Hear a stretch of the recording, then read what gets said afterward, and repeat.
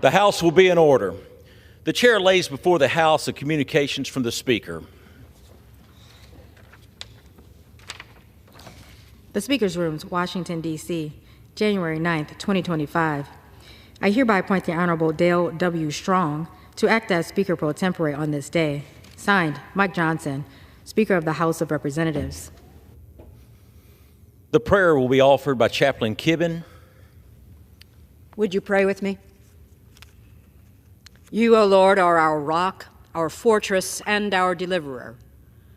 Be the sanctuary in which all those who flee from the deadly Palisades, Hearst, and Hollywood Hills wildfires in California can find refuge. Be their shield against the flames which threaten to engulf them, their stronghold in the midst of destruction. Hear all those who call to you in their distress, the street people and the screen stars, and all whose homes and livelihoods are endangered. Hear those who cry to you for help. Hear their voices, and may their cries reach your ears, that you would shelter them from the fires raging around them. And gird up the first responders, the firefighters, the emergency medical personnel, and the rescue teams with your strength. Be their shield and defender, that they may be effective in saving the imperiled. Arm their hands for the battle before them. Equip them with the weapons of deliverance. Keep them from growing weary in the face of the relentless hours ahead, and protect them from all harm. These, our fellow Americans, are precious in your sight. Give them shelter in these days within the protection of your loving arms. In your saving name we pray. Amen. The chair has examined the journal of the last day's proceeding and announces to the House the approval thereof. Pursuant to Clause 1 of Rule 1, the journal stands approved. The Pledge of Allegiance will be led by the gentleman from Texas, Mr. Luttrell.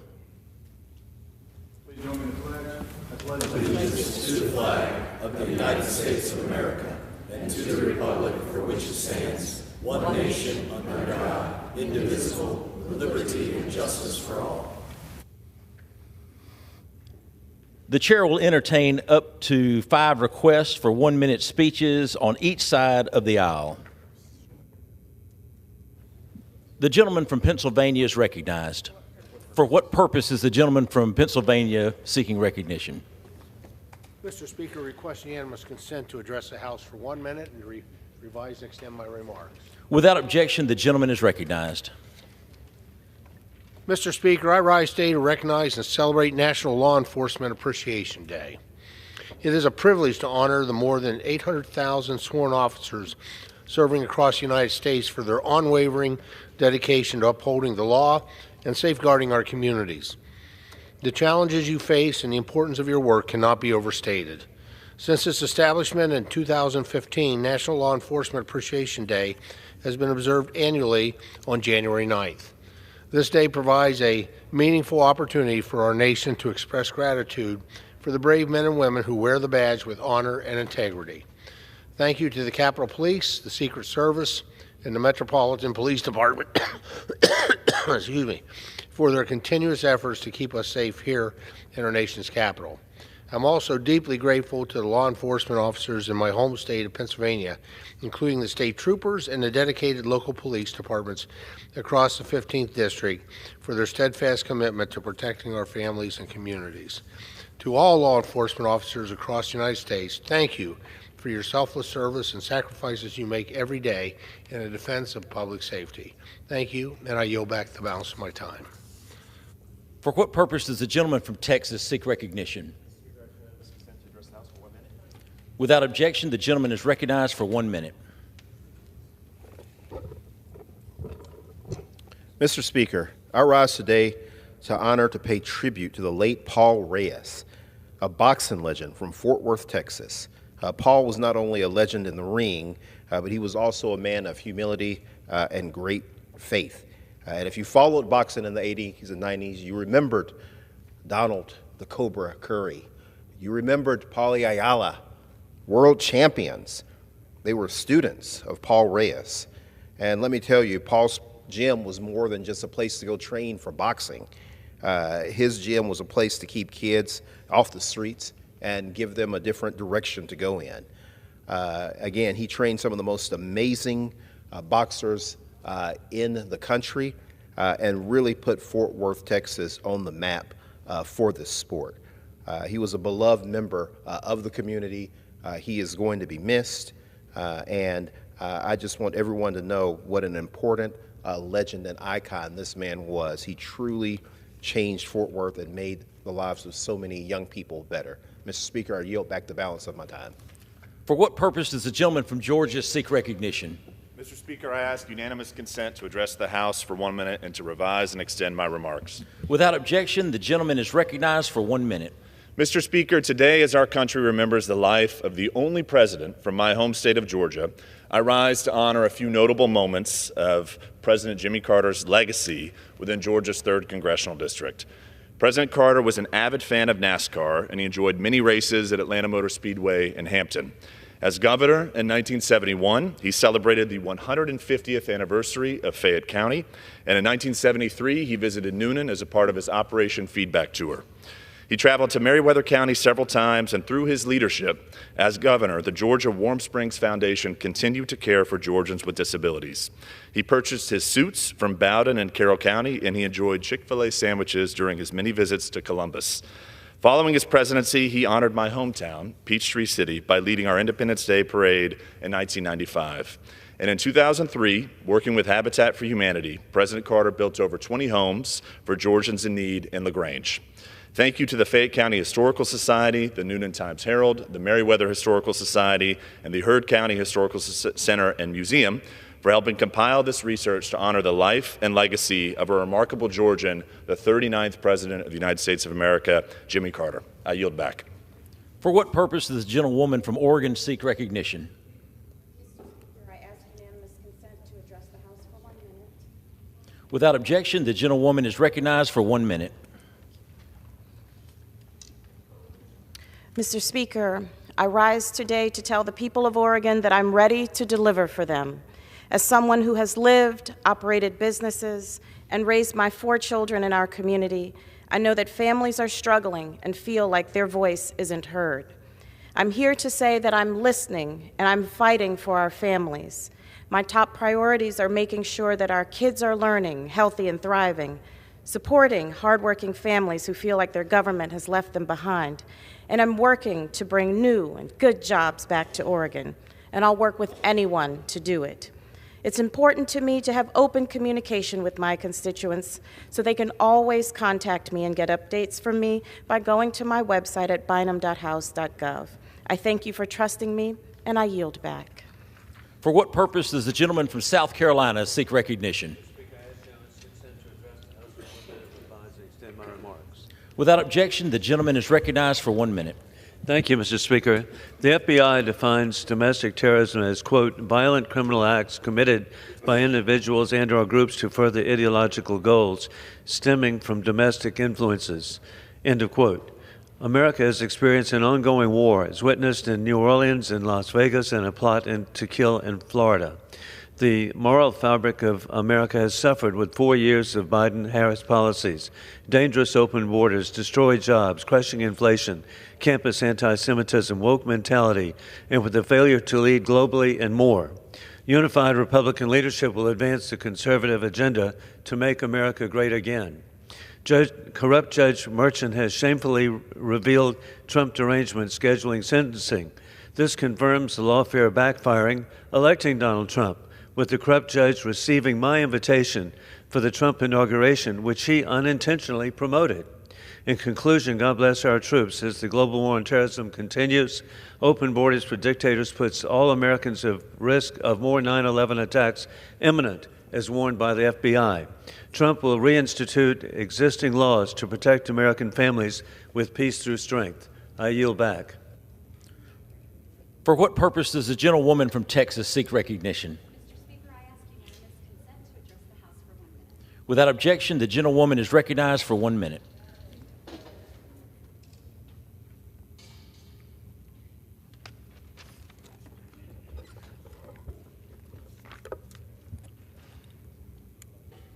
Mr. Speaker, I rise to honor the life and enduring legacy of Hector Serrano, beloved artist, storyteller, and visionary creator of Viva El Paso. For over 4 decades, Hector brought the history and culture of our region to life through the magic of Viva El Paso. His groundbreaking work celebrated the diverse stories of the borderland, intertwining the heritage of Indigenous, Mexican, Spanish, Anglo, and Fort Bliss communities through music, dance, and drama. His passion turned Viva El Paso into an iconic tradition that captivated audiences, inspired pride in our shared history, and united our community. Hector dedicated his life to the arts and uplifting his hometown of El Paso. His commitment to preserving our cultural identity and showcasing the beauty of our beloved borderland makes him a cornerstone of the artistic and cultural fabric of El Paso. I extend my deepest condolences to his family, friends, and all who had the privilege of knowing him. We honor his life and his immeasurable contribution to our cultural heritage. I yield back. For what purpose does the gentleman from Florida seek recognition? Mr. Speaker, I ask unanimous consent to address the House for 1 minute and revise and extend my remarks. Without objection, the gentleman is recognized for 1 minute. Mr. Speaker, I rise today to recognize Peter L. Foster, a proud American and distinguished commercial and test pilot who shattered a set of world aviation records in 1988. On August 31st, 1988, while flying a Lake LA 250 Renegade aircraft with an internal combustion engine, Mr. Foster broke 2 world records by reaching an altitude of 7,468 meters during a horizontal flight and 7,498 meters of altitude overall. For 36 years, those records have stood unbroken and to this day have helped the United States maintain its place as a world leader in aviation. For Mr. Foster's achievements for our country and contributions to American aviation and aerospace, we say thank you, Mr. Foster. I yield back. For what purpose does the gentleman from Massachusetts seek recognition? Ask unanimous consent to address the House for 1 minute and revise and extend my remarks. Without objection, the gentleman is recognized for 1 minute. Mr. Speaker, criminals are stealing SNAP benefits from hungry families, leaving them without enough money to buy food. That's why I worked with Speaker Emerita Pelosi and leaders at the House Agriculture Committee to write a law reimbursing these families who were the victims of theft through no fault of their own. Since the law was enacted in 2022, over 20,000 families in my home state of Massachusetts have gotten their benefits back. That's a huge success. Sadly, the law expired at the end of last year. We want a hard-fought extension in the continuing resolution to ensure that no family falls through the cracks, but this is one of the provisions billionaire Elon Musk ordered the Republicans to take out of the bill, and now families are left on the hook. The stories are heartbreaking, Mr. Speaker. One mother said, "We aren't going to be able to survive like this." Enough is enough. Let's extend the law and end hunger now. I yield back. For what purpose does the gentleman from Florida seek recognition? Mr. Speaker, I ask unanimous consent to address the House for 1 minute and revise and extend my remarks. Without objection, the gentleman is recognized for 1 minute. Mr. Speaker, Miami-Dade has a new sheriff in town. I rise today to congratulate my dear friend Rosie Cordero Stutz on being sworn in as the first elected sheriff in Miami-Dade in over 60 years and the first woman and Hispanic to hold the position. Sheriff Cordero Stutz has been with Miami-Dade Police Department for nearly 30 years, rising from patrol officer to assistant director. She has what it takes to run the largest law enforcement agency in the southeastern United States. I also wish to congratulate Juan Barquin on being sworn in as the clerk of the court and controller for Miami-Dade County. Clerk Barquin began his career in the Public Defender's Office and will now oversee the 4th largest judicial circuit in the nation. As the watchdog for public records and taxpayer money, I have all the confidence that he will continue to do an excellent job. Congratulations to Sheriff Cordero Stutz and Clerk Barquin. Godspeed, and on behalf of all the residents of Miami-Dade, thank you for your service, and I yield back. For what purpose does the gentlewoman from Indiana seek recognition? Mr. Speaker, on behalf of the House Republican Conference, I offer a privileged resolution and ask for its immediate consideration. The clerk will report the resolution. House Resolution 21, resolved that the... For what purpose? For what purpose does the gentlewoman seek recognition? I ask unanimous consent that the resolution be considered as read and printed in the record. Without objection, the reading is dispensed with. Without objection, the resolution is agreed to and the motion to reconsider is laid on the table.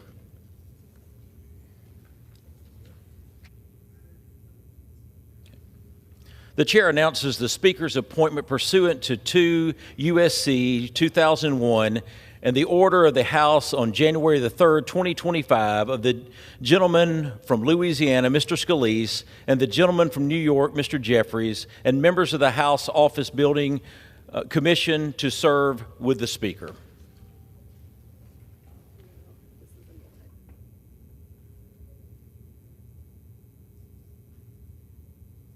Before the House, a communication.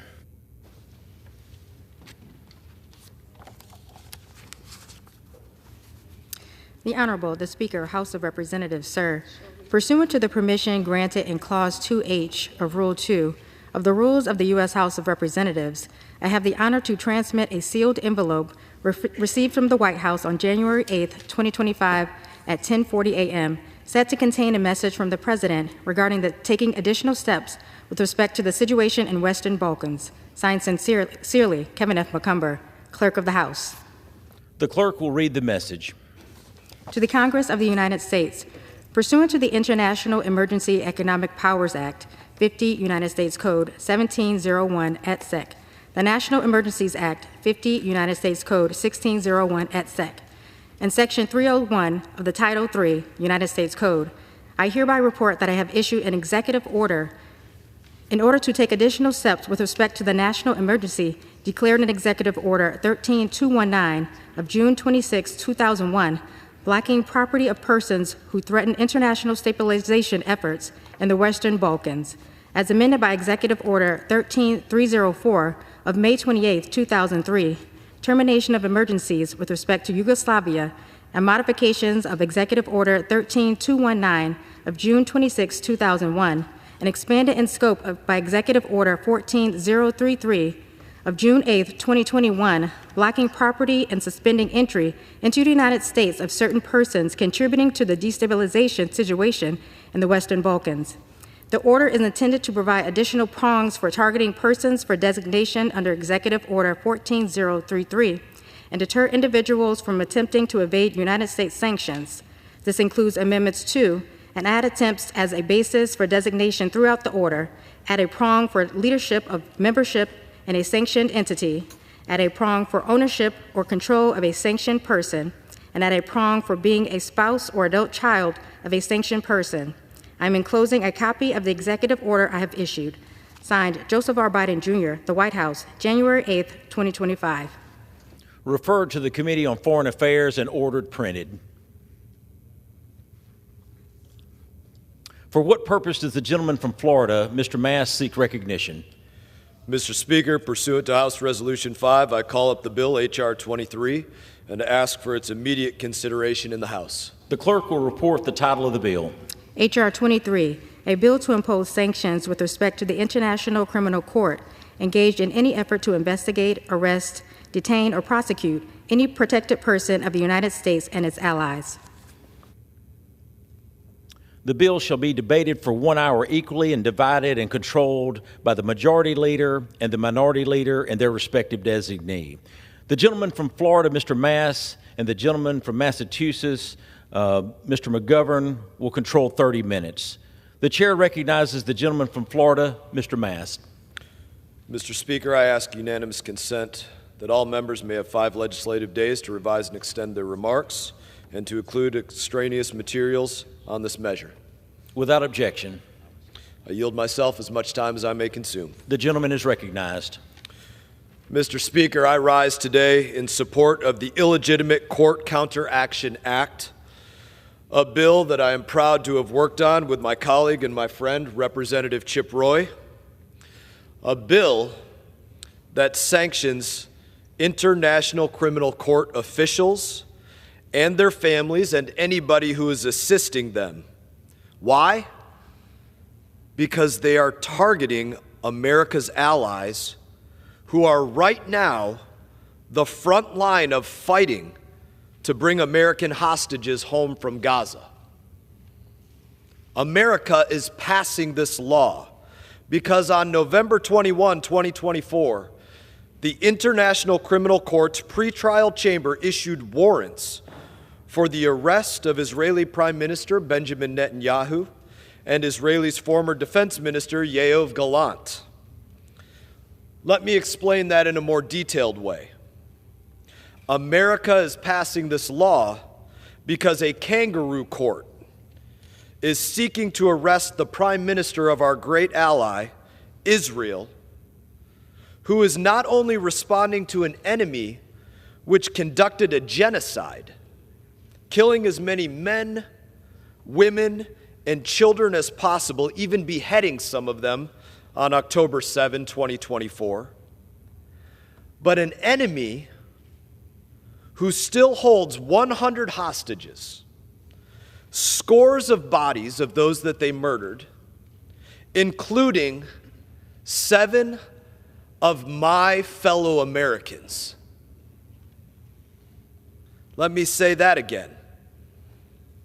Israel is the tip of the spear in bringing the fight to an enemy who currently holds and has killed our fellow Americans. Israel has conducted this war with as much restraint as war can allow. In the face of horror, they have showed humanity. We know that for Israel, any civilian dying is a tragedy. And we know that for Hamas and the Palestinians who support them, civilians dying is quite literally their strategy for victory. Hamas' strategy uses hospitals and schools as bases for combat operations. Not some fighter accidentally walked into a hospital for 5 minutes carrying their machine gun. No, they build hospitals and schools into fortified launching points for attack. In clear violation of the laws of armed conflict, Hamas deliberately targets civilians. What the ICC is doing with their arrest warrants is legitimizing the false accusations of Israeli war crimes in order to do something. In order to stop the overwhelming success of Israeli military operations. Now, Mr. Speaker, I don't care if a person is a terrorist in a cave or if they are a lawyer in The Hague. If they are getting in the way of bringing home our Americans or bringing home our allies who are, as we speak, in this very moment, bound, blindfolded, tortured, raped, enslaved, starved, facing execution. If you are getting in the way of bringing them home, then we will give you no quarter, and we will certainly not allow you to be welcome to American soil. Mr. Speaker, I reserve the balance of my time. The gentleman reserves. The gentleman from Massachusetts is recognized. Thank you, Mr. Speaker, and I yield myself such time as I may consume. The gentleman is recognized. Mr. Speaker, first of all, let me thank the gentleman from Florida and for his opening and congratulate him on his new chairmanship. I hope that there will be occasions that we can work together on issues that will advance the cause of human rights and promote stability in the world, but unfortunately, today is not one of those occasions. Mr. Speaker, of all the ways that Republicans have shown this country how messed up and backwards their priorities are, I have to say that this bill that we're debating today, to sanction the International Criminal Court, the ICC, this really takes the cake. We have a natural disaster unfolding in California right this second, as 100,000 people are fleeing a climate change-driven fire that's burning up entire neighborhoods. We have a gun violence epidemic as we see massacres in our school nearly every single day. Families are unable to make ends meet because they're being ripped off by billionaire corporations who don't care about anything but the bottom line. There's over 40 million hungry people in this country who don't know where their next meal is going to come from. 40 million hungry people in the richest country on earth. All those challenges, and this is what the out-of-touch, elitist, billionaire Republican Party wants to waste time on, sanctioning the ICC. I actually listened to people in my district, Mr. Speaker, and I asked them what they want Congress to work on. Not once, never ever have I heard them talk about sanctioning the ICC as one of their priorities. They talk about their bills. They talk about health care costs. The farmers in my district talk to me about climate change. They talk about global problems, but they don't talk about sanctioning the ICC. But Republicans think this is so very important, such an emergency, that we have to debate it during the first week of Congress. During Jimmy Carter's funeral, by the way, which is offensive considering his record on actually standing up for human rights, which is the opposite of what this bill does. No, don't worry about climate change, America, because the Republicans are going to sanction the janitors at the ICC. And while they're at it, they're going to rename the Gulf of Mexico. That's really going to help people pay bills and keep the lights on. All I can say, Mr. Speaker, is that this is not what America voted for. This Republican majority is not what people asked for in the last election. Maybe that's why Republicans lost multiple seats, because they keep bringing up lousy bills like this one. Nonetheless, let's talk about the matter at hand. Mr. Speaker, on October 7th, the October 7th terror attacks, Mr. Speaker, were unconscionable and unacceptable. The victims on that dark day were overwhelmingly civilians, 62 of whom are still being held illegally as hostages in unknown circumstances. And I would hope that every single member of this chamber would demand their immediate and unconditional release. It was an attack, I think, that rises to the level of war crimes and crimes against humanity. That is the reason that the International Criminal Court applied for arrest warrants against 3 Hamas leaders in May of 2024. Now, no one seemed to criticize the ICC for that decision. But now, Republicans want to sanction the ICC simply because they don't want the rules to apply to everyone. And I want to be very clear here, Mr. Speaker. Prime Minister Netanyahu has an absolute right to defend his people. But there is no international right to vengeance. And what we are seeing in Gaza is vengeance. I mean, where is our humanity? Have we just given up on the idea of human rights? At least 45,000 people have been killed in the war in Gaza, and I fear that number is much higher. 85% of the people there have been forcibly displaced, often repeatedly. Last September, a group of physicians estimated 62,000 had died of starvation. Hospitals, schools, mosques, churches, libraries, all destroyed. Food isn't getting in. Water is not getting in. Medicine is not getting in. And people are dying. Children are dying. Babies are dying. Some of them from the bombs, some from starvation, some from the cold. And the war has not shrunk. It expanded to Lebanon, where I hope the recent truce continues to hold. Mr. Speaker, I have sharply critiqued my own government for our conduct when we have been at war, because right is right and wrong is wrong, no matter what side you're on. And what is going on in Gaza right now is wrong. And I especially call it out because if we stand for freedom and human rights, then we need to stand for freedom and human rights all the time, not just when it's convenient. That's why the nations of the world set up the International Criminal Court in the first place. This is an institution designed to make sure the horrors that we saw all too often in the 20th century do not repeat themselves in the 21st century. We have international humanitarian law to prevent this kind and this scale of destruction. And just because someone doesn't like the law doesn't mean they get to break the law. As a court of last resort, the ICC can only become involved when and where a country has demonstrated unwillingness or inability to hold people to account for crimes within the ICC's jurisdiction. When the warrants were issued, the ICC appealed to the Israeli courts to take up and investigate these charges under their own jurisdiction. There's still time for the Israeli courts to do that. In fact, my understanding is that the Israeli government is appealing these arrest warrants at the ICC. Ironically, these sanctions could actually undermine those efforts. Mr. Speaker, I want the United States and Israel to have an amazing relationship and friendship.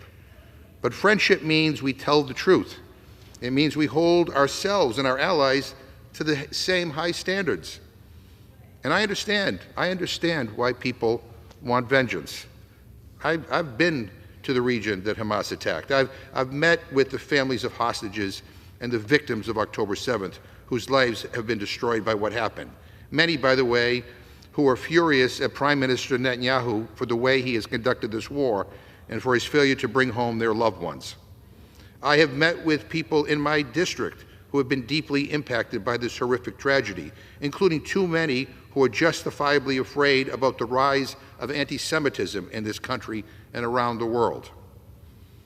And the overwhelming majority of this Congress, Mr. Speaker, has voted to support basically unlimited military assistance and offensive weapons to Mr. Netanyahu. But even if someone approves of that military assistance, they should vote against this bill. You know, I've long considered myself a friend of Israel. I've traveled there. I believe Israelis deserve security, they deserve peace, they deserve safety.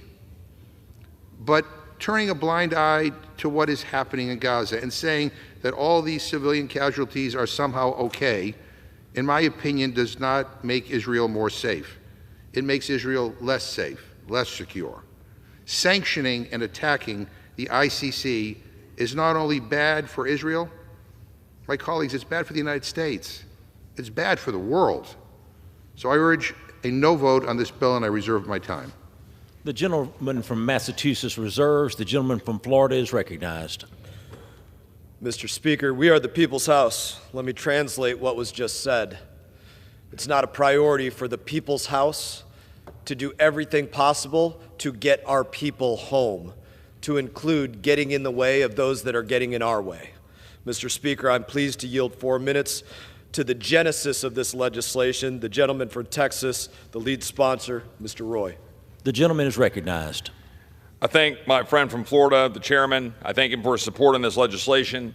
I thank him for his statesmanship on this particular issue, which is critically important for not just our friendship with our ally Israel, but also our own national security and the protection of our own men and women in uniform.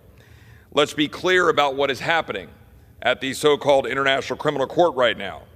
It has taken unprecedented action of issuing arrest warrants for the sitting Prime Minister and former Minister of Defense of our friend and ally Israel.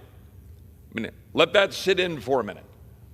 This is an entity, the International Criminal Court, that has no jurisdiction over the people of the United States, should have no authority over our people, no authority over the Prime Minister of Israel.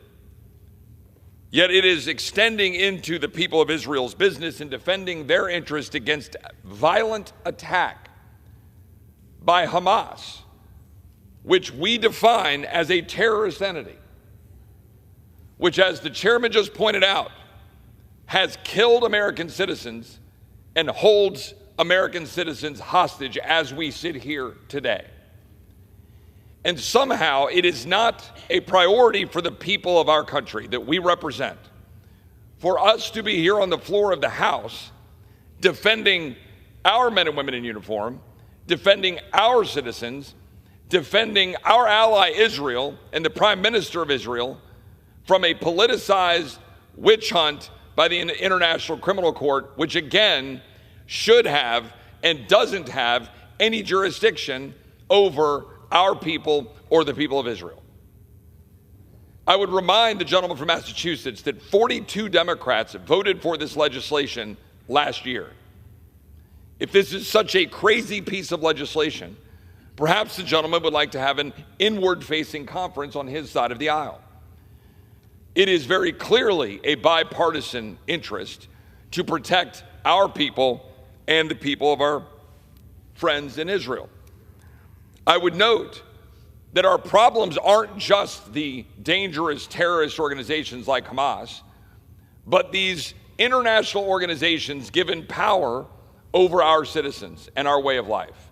Not just the International Criminal Court, but, for example, UNRWA and other international organizations, without which Hamas wouldn't have many of the resources it needs to conduct these violent attacks on Israel and our own people.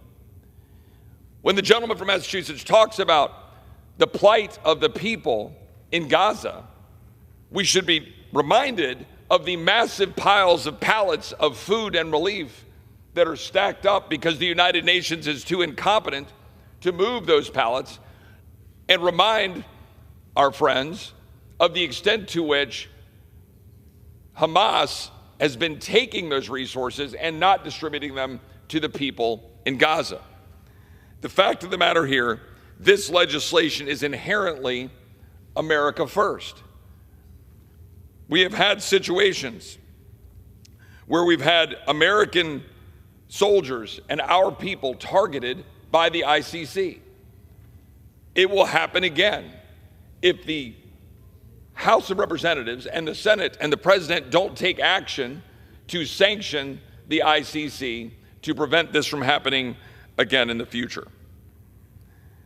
I appreciate the support of the chairman. I appreciate the support of virtually every member of the Republican side of the aisle. I appreciate the support of the 42 Democrats last summer. I look forward to a larger amount of support from Democrats when we vote on this today. I yield back. The gentleman yields. The gentleman reserves. The gentleman from Massachusetts is recognized. Thank you, Mr. Speaker. Let me yield to myself briefly. First of all, to the gentleman from Texas, I don't know how the vote on this will come out, and I'm sure some Democrats may vote for it. But actually, on our side, we actually welcome debate, and we welcome ways to improve the legislation. I'm told that there were negotiations going on to try to actually improve this legislation, and then the Speaker made a unilateral decision to go with the most extreme version. And this was not marked up in committee, and there were no amendments to this. It didn't come to the Rules Committee, so nobody can offer an amendment. Nobody can make a suggestion. Take it or leave it. I mean, that is the way, I guess, the way the Republicans are going to want to run the House. And to the distinguished chairman of the committee, he said, I think he must have misinterpreted me. He said something like, "This is the people's house, so let me translate what the gentleman, meaning me, just said in my opening remarks." He said, "Bringing the hostages home should not be a priority." Now, I know I'm from Massachusetts, and you may have a tough time understanding my accent, but the bottom line is that is not what I said. And in fact, I said very clearly that the taking of hostages is a war crime. What I said very clearly is that the hostages should be released immediately and unconditionally. And I have said that over and over and over again. I don't think, like many of the families of the hostages have expressed to me, that increased bombing is going to result in getting their loved ones home. That is the message that many of them have delivered to me personally when they have visited here in Washington. So again, please don't kind of manipulate what I have said here today. The taking of these hostages is horrific, and they must be released immediately and unconditionally. I hope that nobody disagrees with that. And with that, I reserve my time. The gentleman from Massachusetts reserves. The gentleman from Florida is recognized. Thank you, Mr. Speaker. What the gentleman did say very clearly was that this legislation is not a priority. And this legislation is meant to get in the way of those that are getting in our way from getting our Americans home. Mr. Speaker, I'm pleased to yield 2 minutes to the gentleman from Tennessee, Mr. Burchett. The gentleman from Tennessee is recognized. Thank you, Mr. Speaker. Chairman, thank you and Mr. Roy for bringing this important piece of legislation to us. Let's be clear. H.R. 23 is very clear. the International Criminal Court, the ICC, they don't believe Israel has the right to defend itself from terrorists or those that threaten to destroy Israel's way of life. The United States and Israel are not members of the ICC for good reason and without accident. Mr. Speaker, it's a dadgum sham court is what it is. These decisions by the ICC are reckless, and they not only put Israel at risk, they put Americans at risk as well. The United States, with our new Congress and new administration, is not going to put up with these international organizations putting us and our allies in harm's way. Hamas chose war, and dadgummit, Hamas got war. The ICC prosecutor, Karim Khan, has made a parody of justice, and he needs to find his place or we will help him find it. And I know when I get back to the office, I'm going to get text or contact from people saying that my AIPAC handler told me to do this, and I'll probably get my AIPAC handler in trouble, but I don't even know who the heck he or she is. The truth is, this is right. America should be on the side of the right. And for anyone to stand in the way of this important piece of legislation, I think owes the American public an explanation, and it owes especially your Jewish constituency. I fully support H.R. 23, and I look forward to passing it here shortly. Thank you, Mr. Speaker, and I yield back. The gentleman from Tennessee yields. The gentleman from Florida reserves. The gentleman from Massachusetts is recognized. Yeah, Mr. Speaker, again, I want to respond to the chairman of the committee. Yeah, we do disagree on the impact of this bill. I disagree that this bill is going to do anything to get the hostages released. Every time we have seen hostages released, it's been during a ceasefire, and not in the middle of intense bombing. Again, as many families of the hostages have expressed to me directly, they worry very much about the Prime Minister's continued policy of all in terms of military attacks in Gaza, because they worry very much that it decreases the likelihood that their loved ones will be freed. And with that, I reserve my time. The gentleman from Massachusetts reserves. The gentleman from Florida is recognized. Mr. Speaker, I'm pleased to yield 2 minutes to the patriot from New York, Mr. Lawler. Thank you, Mr. Chairman. I would note the gentleman from Massachusetts is talking about the Prime Minister. What about the President of the United States? We have 7 Americans still being held hostage, 4 deceased, 3 presumed living. Where is Joe Biden? Where is the President of the United States to make sure that American hostages are being brought home? It is shameful the way this administration has allowed these hostages to languish. They have not put adequate pressure on our allies. They have failed miserably in the responsibility to get Americans home. And when in fact there have been ceasefires, and when in fact hostages have been released, Americans have not. It is shameful. And so I rise in support of the Illegitimate Court Counteraction Act to reimpose sanctions on officials working for the International Criminal Court.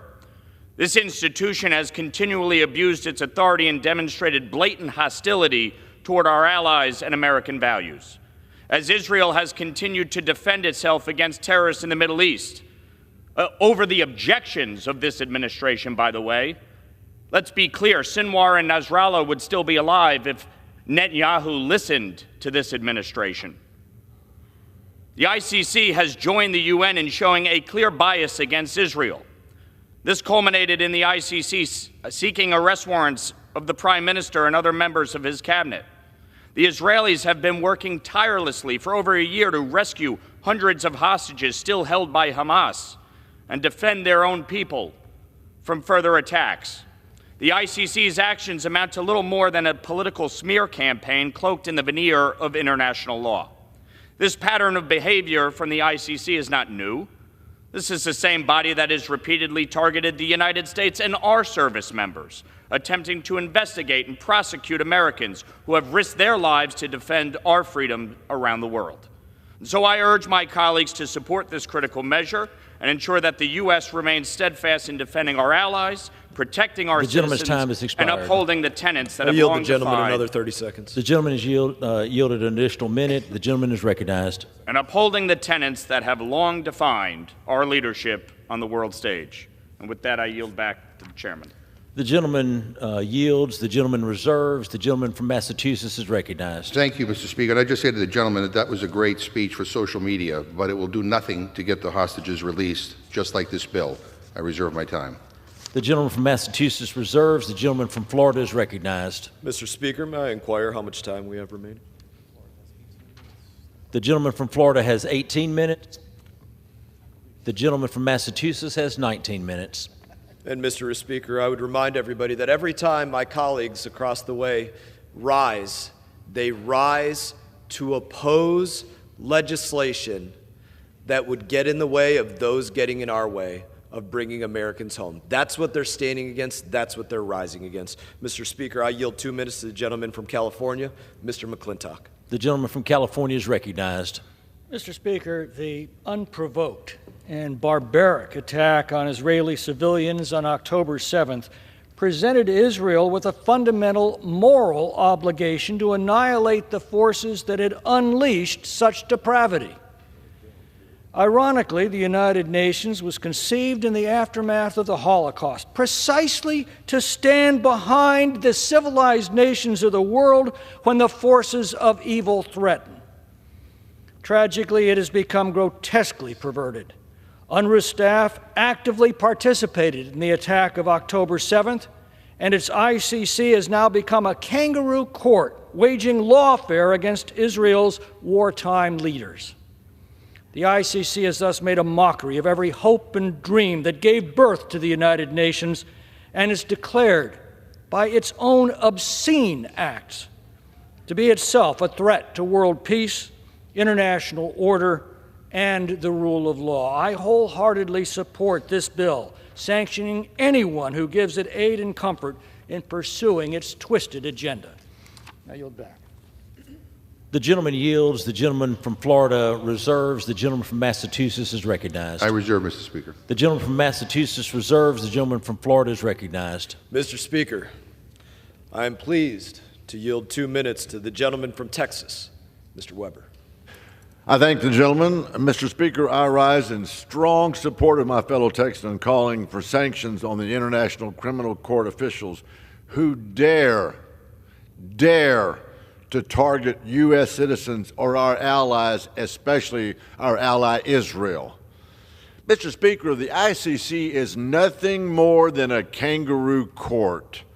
Their absolute blind obsession in pursuing Prime Minister Benjamin Netanyahu, notwithstanding Hamas's unspeakable atrocities, reveals the ICC's true loyalties.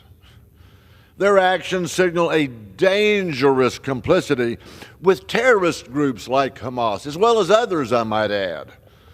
The ICC's ignorance of reality disqualifies them from passing judgment on those defending themselves against pure evil. I can't say that strong enough. Against pure evil. It's that pure and simple. The ICC doesn't get it. I've been to Israel since the horrific October 7 attacks, Mr. Speaker. On the other hand, the ICC has not only not witnessed firsthand, as I have, the devastation and terror inflicted on innocent lives, they've not been there. So our message is clear. The ICC is a disgrace, it's a sham, and its officials need to find real jobs. They have no authority to target Americans or our allies, especially Israel, and we won't stand for it. Mr. Speaker, I look forward to passing this bill and encouraging the Senate to pass it in time for President Trump to sign it on day one. I yield back. The gentleman from Texas yields. The gentleman from Florida reserves. The gentleman from Massachusetts is recognized. I reserve, Mr. Speaker. The gentleman from Massachusetts reserves. The gentleman from Florida is recognized. Mr. Speaker, I'm pleased to yield 2 minutes to the gentleman from Arizona, Mr. Biggs. Thank you, Mr. Speaker, and thank you, Chairman, for yielding time to me. Neither the United States nor Israel recognize the legitimacy of the ICC. We're not members. The ICC has no authority to violate the sovereignty of either of those nations. This bill is essential for protecting American citizens, service members, our allies, especially Israel, from these politically motivated, putative prosecutions by the ICC. Israel and its leaders have an inherent right to defend themselves against these terrorist attacks that occur from Hamas, and they get to also attempt to rescue these hostages. But the ICC's attempts to interfere with Israel's self-defense and issue arrest warrants from the Prime Minister of Israel, Benjamin Netanyahu, and their Minister of Defense undermines justice. As the only member of Congress who actually attended the Rome Conference that formulated the ICC document in the summer of 1998, I can attest that the ICC is hopelessly biased and is illegitimate. It claims authority it does not have. It attempts to claim jurisdiction and issue sanctions against Israel, as we could have predicted, and many of us did who were at that conference watching this ICC formed. The ICC is an institution without a mandate from the international community, and the ICC must understand that the United States will not allow its overreach to harm U.S. citizens or our allies. Thank you. I yield back. The gentleman yields. The gentleman from Florida reserves. The gentleman from Massachusetts is recognized. Mr. Speaker, just for the record, I just want the record to reflect that. I mean, I remember hearing widespread support from many of my Republican colleagues when the ICC issued a warrant against Vladimir Putin for the kidnapping of Ukrainian children, as well as when they issued a warrant against Bashir for the genocide in Sudan. So I guess what we're hearing here is that we want to pick and choose on their side, how we're going to react to the ICC based on what they do. I mean, the bottom line is this is the beginning of a process. It is not the end of a process. And again, this bill will do nothing to help get the release of our hostages, including those Americans who are held hostage, and it will isolate us within the world community, especially with many of our allies. I reserve my time. The gentleman from Massachusetts yields back. The gentleman from Florida is recognized. Thank you, Mr. Speaker. I would remind my friends across the way that Americans are being held and tortured. Get with the American team and get in the way of those that are getting in our way. Mr. Speaker, I'm pleased to yield 2 minutes to the gentleman from Ohio, Mr. Miller. The gentleman from Ohio is recognized for 2 minutes. Thank you, Chairman, and thank the gentleman for yielding, and thank you, Mr. Speaker. It's very clear that the gentleman from Massachusetts is well out of his depth when it comes to military warfare and how to conduct an operation. I'll let that speak for itself. Mr. Speaker, I rise today in strong support of this legislation. In November of 24, the International Criminal Court issued arrest warrants for Israeli Prime Minister Benjamin Netanyahu and former Israeli Defense Minister Yoav Gallant on baseless and reprehensible charges of war crimes and crimes against humanity. These charges are not only morally indefensible, but a blatant bias of justice. Israel does not deliberately target civilians as terrorists harbor them in mosques, churches, and schools, and hospitals, and so many more. The Israeli government has taken unprecedented steps to minimize civilian harm during conflicts, a commitment that's unparalleled by any other nation facing terrorists. The accusation that Israel uses starvation as a weapon of war is a blatant lie, ignoring the immense humanitarian aid Israel has proven and provided to Gaza despite ongoing attacks. This illegitimate attack on Israel emboldens terrorist organizations like Hamas. Both President Biden and President Trump have rightly condemned these charges, recognizing their destructive implications. This critical legislation, which has previously passed this body with strong bipartisan support, sends a clear and unequivocal message the United States will not tolerate the ICC's abuse of power against our allies or our citizens. Once again, the ICC has no jurisdiction over the United States of America or the people of Israel. They need to call this what it is: anti-Semitism. That's what this is. That's what the ICC is going after, and that's what you're condoning from the gentleman of Massachusetts, and I see the support on the other side of the aisle with all your colleagues sitting next to you, fighting right alongside. I yield back. The gentleman yields back. The gentleman from Florida reserves. The gentleman from Massachusetts is recognized. Two things, Mr. Speaker. To the gentleman who just spoke, the reason why my colleagues are not here is because the Republicans scheduled this debate during President Carter's funeral. which I find to be incredibly disappointing, given President Carter's stature in this country and his commitment to human rights. And to the chairman of the committee, I was a little bit startled. He says, get with the American team. Well, because we have a disagreement that somehow I'm not with the American team? Last time I checked, we're still a democracy, at least for the time being. And you can have disagreements on this issue. And we can still respect each other's point of view. But if I thought for 1 second that this bill that we're debating today would help get the release of the hostages and the American hostages, I'd be with you. But it won't. It complicates things even further, and it isolates us in the world community at a time, quite frankly, when we need allies.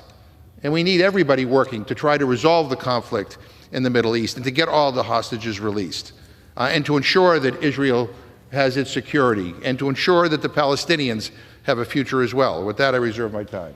The gentleman from Massachusetts reserves. The gentleman from Florida is recognized. Thank you, Mr. Speaker. The gentleman across the aisle is right. We need everybody working to get hostages home, to get this resolved. And that means not giving an iota of recognition to kangaroo courts like the ICC, who are trying to prevent Israeli military success, who are conducting their brand of anti-Semitism against Israeli leaders, preventing Americans and our allies from being returned home. Again, Israel is the tip of the spear in bringing American hostages home, and anybody who gets in their way is getting in our way. Mr. Speaker, may I inquire how much time I have remaining? The gentleman has 10 minutes remaining. Massachusetts on the way. Since I have 10 minutes remaining, This has 16 and a half. Since I have 10 minutes remaining, I'm going to sit here in silence for 120 seconds and see if my colleague from Texas shows up.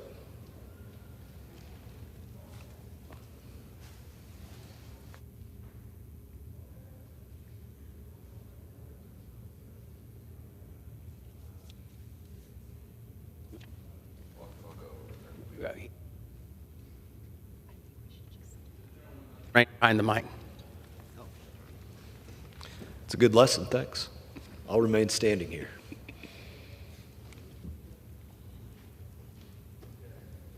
Handle it that way.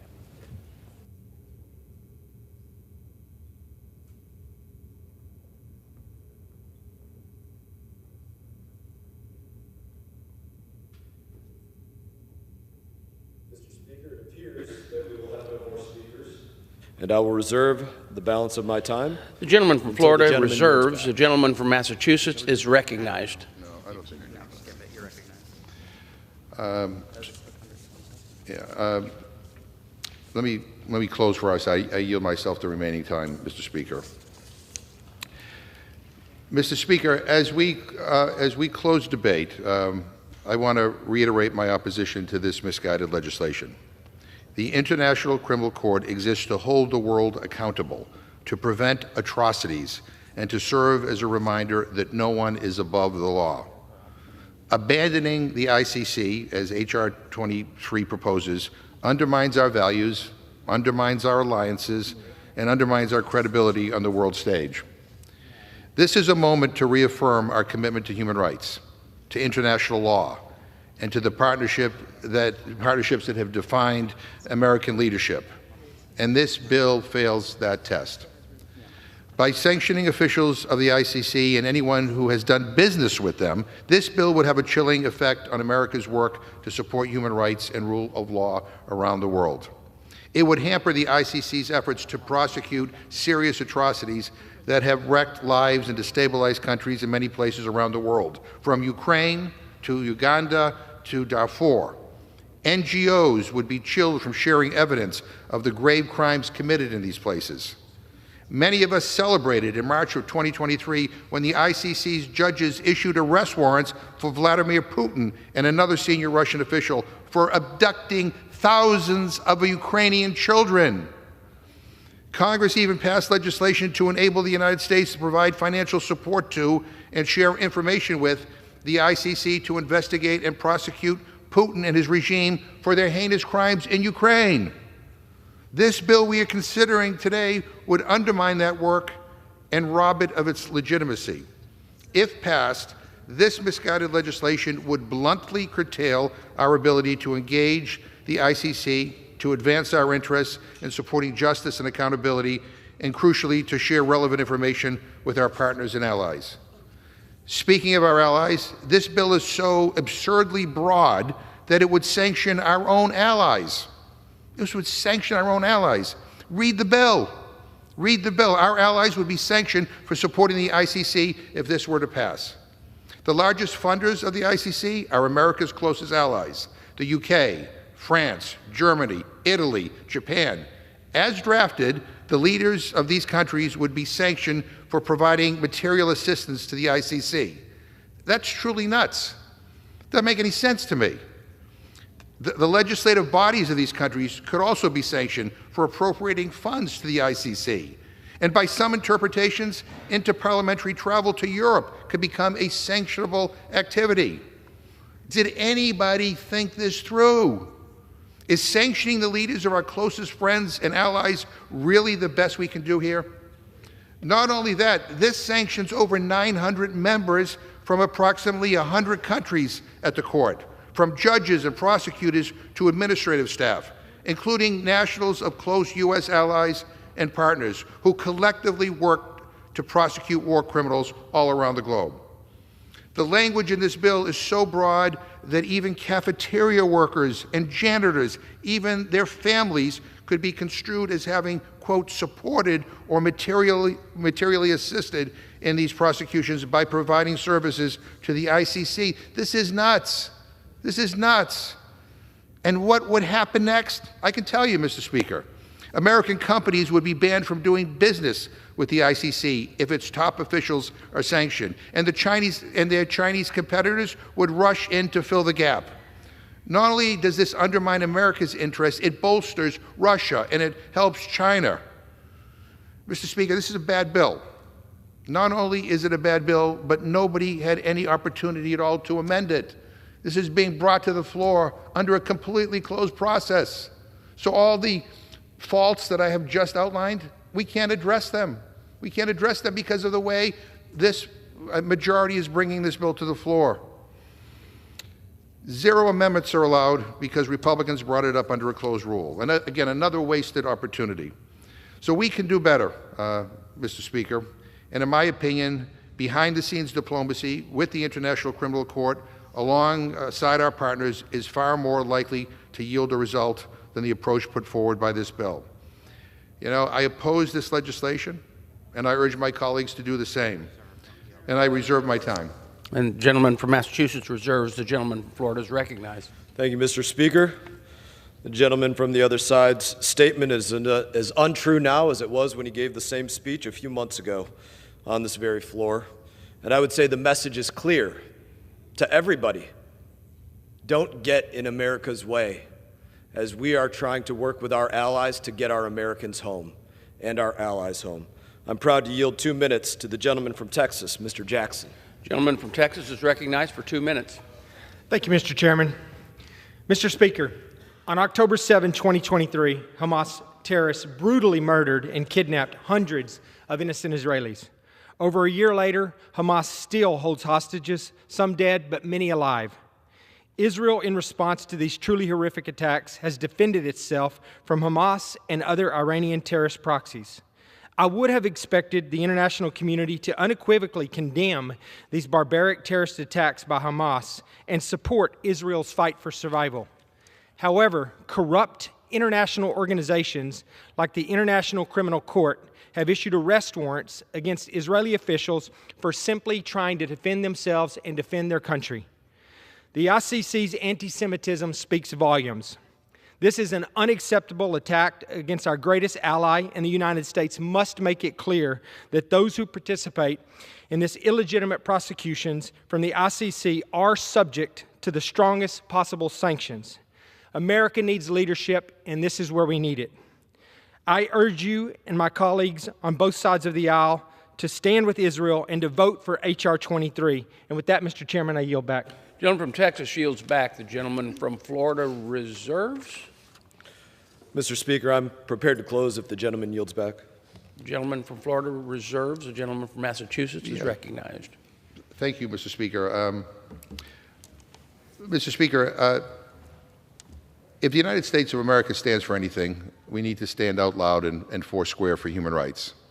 And that means we have to hold ourselves accountable, we have to hold our allies accountable, and we have to hold our adversaries accountable when they don't live up to those standards.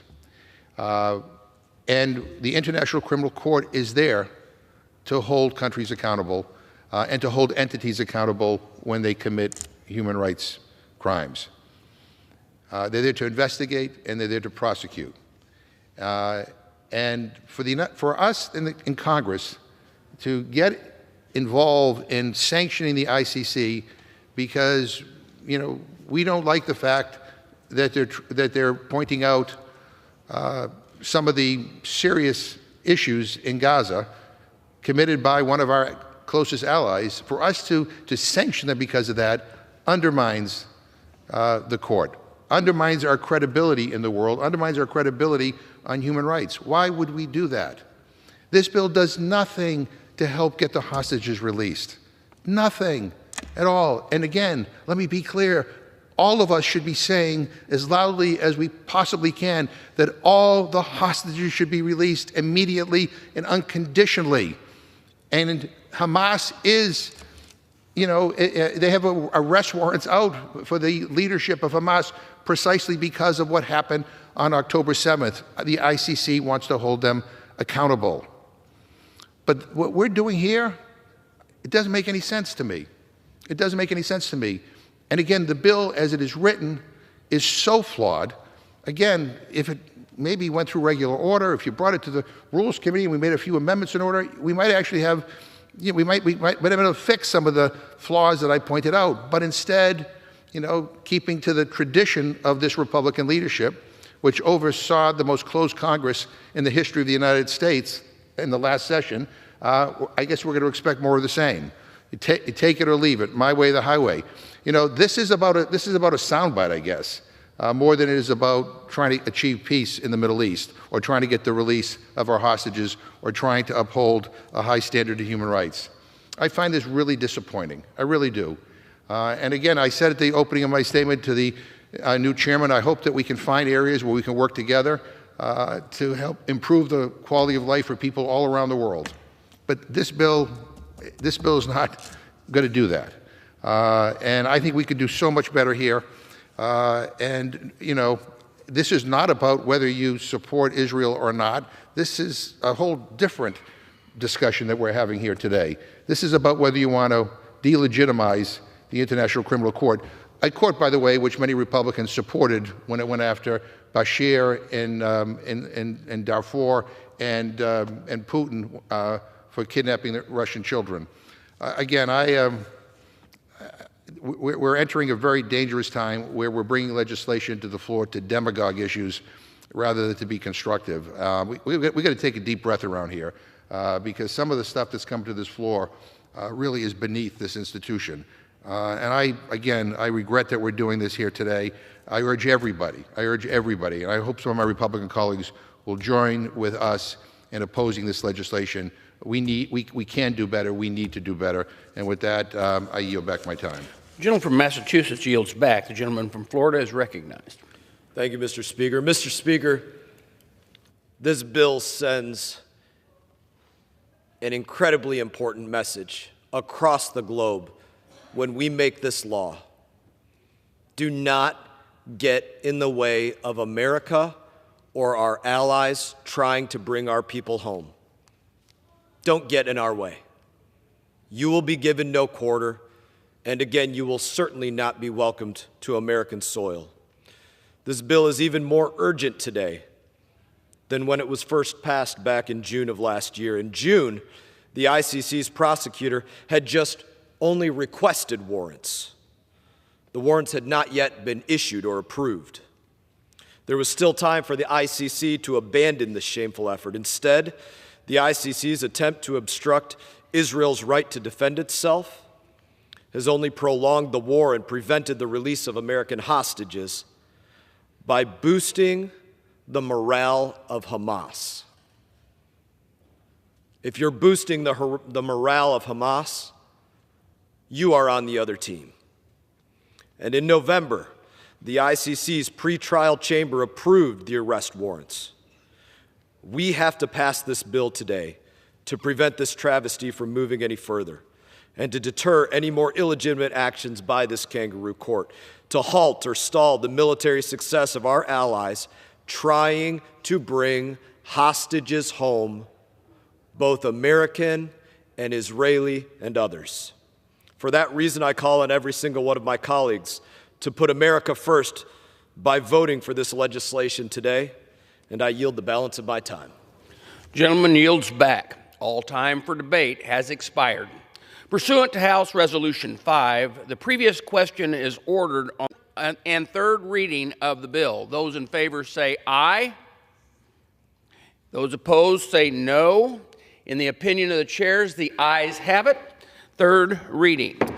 A bill to impose sanctions with respect to the International Criminal Court engaged in any effort to investigate, arrest, detain, or prosecute any protected person of the United States and its allies.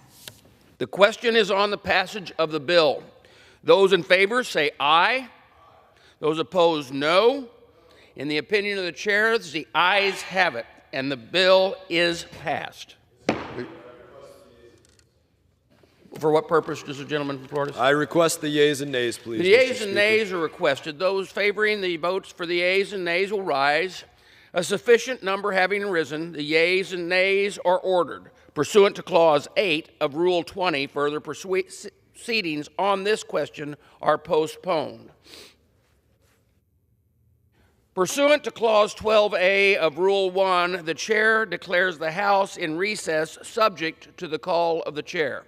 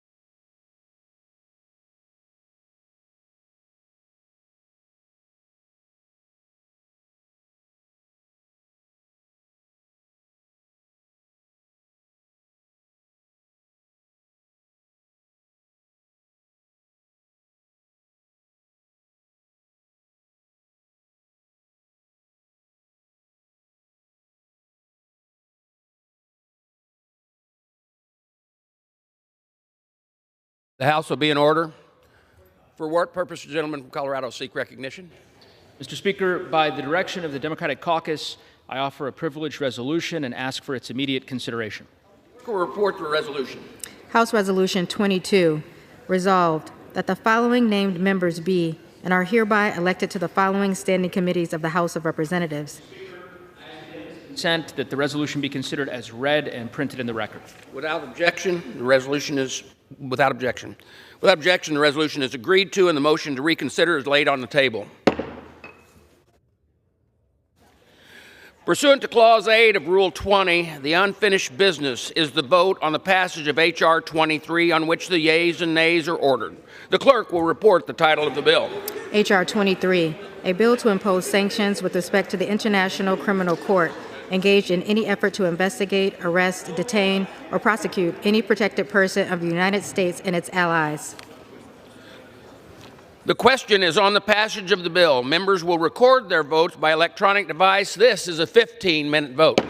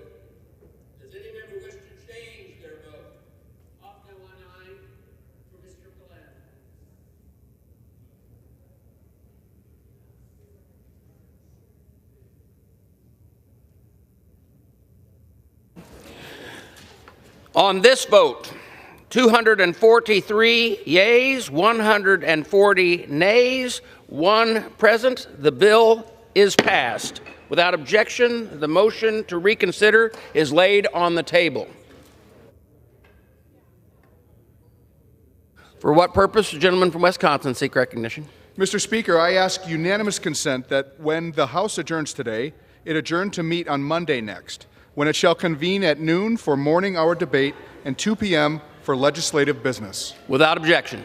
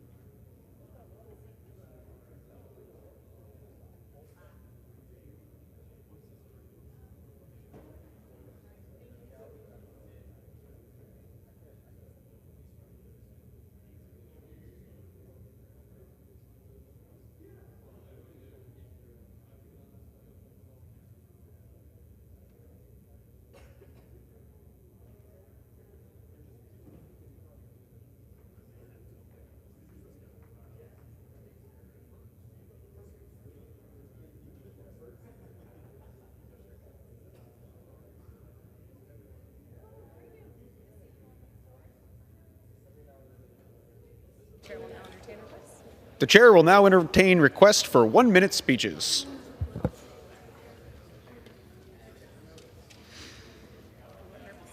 For what purpose does the gentleman from Iowa seek to recognize?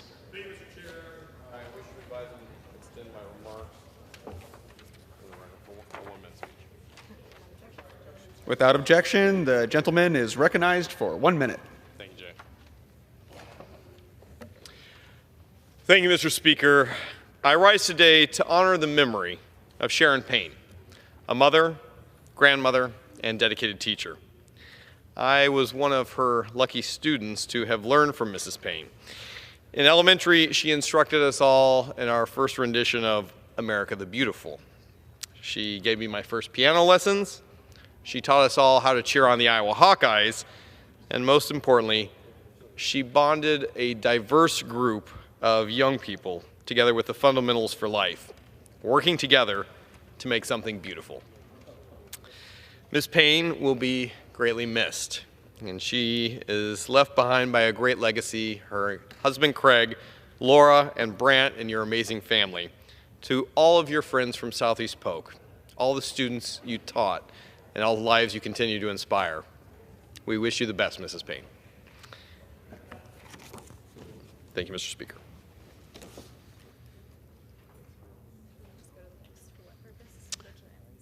For what purpose does the gentlewoman from the Virgin Islands seek recognition? I ask unanimous consent to address the House for 1 minute and to revise and extend my remarks.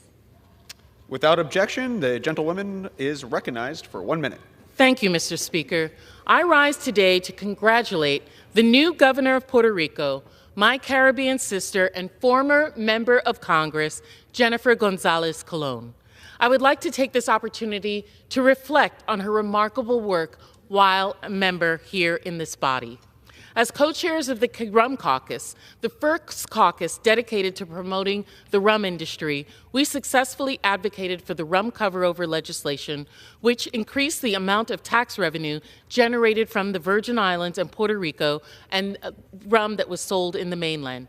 Additionally, I'm grateful for our bipartisan efforts to improve security in the Caribbean, ensuring that federal agencies are properly equipped to hold drug traffickers accountable.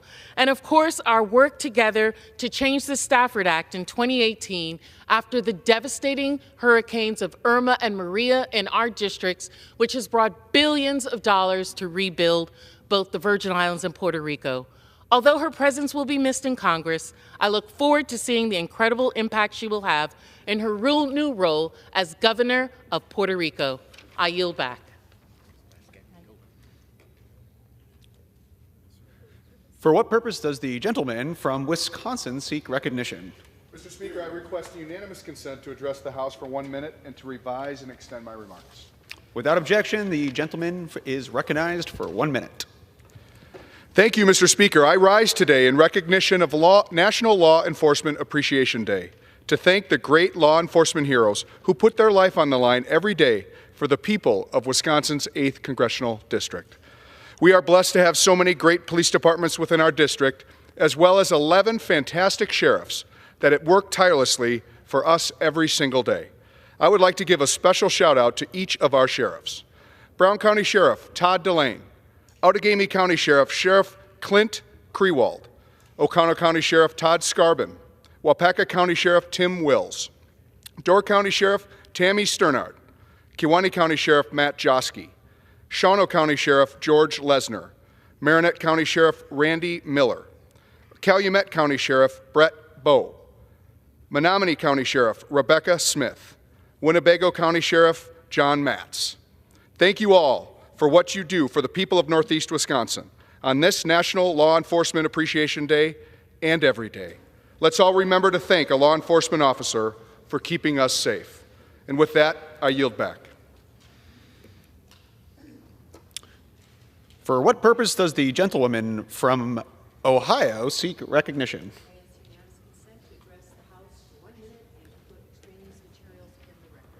Without objection, the gentlewoman is recognized for 1 minute. Mr. Speaker, today our nation paid tribute to the life and works of President Jimmy James Earl Carter here in the nation's capital. The ceremony was beautiful, appropriate, uplifting, and hopeful. I had the privilege of serving him during his term in the White House, and I can attest to the man he was: faithful, honorable, patriotic, measured, disciplined, and pensive, with a most genial, broad smile that came from growing up in a real community of family and friends. He was selfless and true, an American patriot, a graduate of the Naval Academy, in the top 10% of his class, and a dear friend of Admiral Hyman Rickover, the father of our nuclear navy, who selected him among the best of individuals in our nation. The President founded the Department of Energy and the U.S. Department of Education because he wanted to help with America's future security. And I shall never forget the hope we all felt witnessing history when President Carter negotiated the historic peace treaty between Israel and Egypt, with Menachem Begin and Anwar Sadat standing next to him on the lawn of the White House. And finally, his brilliant national security team, led by Zbigniew Brzezinski, that set in place the dominoes that would ultimately result in the collapse of the Soviet Union, starting in Poland in 1989 and then 1991, the entire USSR, giving millions of people a chance to have liberty for the first time in 100 years or more. I want to yield back my time and say that I believe that President Carter will go down in history like President Truman, an honest man who, when he finished his service, went back home to a place called Plains, Georgia, where he and Rosalind, his wife, and family lived out their years in a brick home that they built themselves when they were first married. He was not interested in money. He was not interested in power. He was interested in preserving this republic and strengthening it. His life is a lesson to all. I yield back. Was Tennessee? What purpose does the gentleman from Tennessee seek recognition? Thank you, Mr. Speaker. I seek unanimous consent to address the House for 1 minute to revise and extend my remarks. Without objection, the gentleman is recognized for 1 minute. Mr. Speaker, I will say that you're doing an excellent job. I've been here, this is my 7th year, and I've not been asked to do that, probably for good reason. So thank you. Thank you, Mr. Speaker. I rise to honor the life of a very dear friend of mine, Lillian Bean. She passed away at the age of 81. She was the former Knox County Circuit General Sessions and Juvenile Court Clerk, an office she held for 18 years. She served with great integrity and pride and was truly a public servant as she was one of the people. Lillian was a great leader in the Republican Party in Knox County, so much so she earned the nickname and she really did earn this name, the Bean Machine. Lillian also had a bean soup recipe that she would can and give out to folks she cared about, and I was the recipient of that, and my family was many times. She served as president of Knoxville Women's Club and was given the honor of Woman of the Year 3 times by the Knoxville Women's Club for her volunteer spirit. If someone's name was in the paper, Lillian would clip it out and send it to that person, and I was fortunate enough to receive that many times, and just to let them know that she had read about them. She always had little ways to show people that she cared and they felt it. Lillian was a proud Baptist, and I have no doubt that the Lord welcomed her with open arms, a smile on his face, and she will truly be missed. I think the first thing she heard was, "Well done, thy good and faithful servant," when she closed her eyes for the first time. Her and her husband Richard have been dear friends of mine, and as a matter of fact, at their daughter's wedding, it was the last time I ever saw my parents healthy, and that was a wonderful time. So, Mr. Speaker, I yield the remainder of my time. For what purpose does the gentleman from California seek recognition? Ask unanimous consent to address the House for 1 minute and revise and edit my remarks. Without objection, the gentleman is recognized for 1 minute. Thank you, Mr. Speaker. I rise today to recognize the life of Sandra Mae King Hall. Sandra was born in Fresno, California. After graduating from San Joaquin Memorial High School, she pursued a career in real estate investment, property management, and newspaper distribution. Sandra played a critical role in protecting local journalism with her husband, Frank Hall.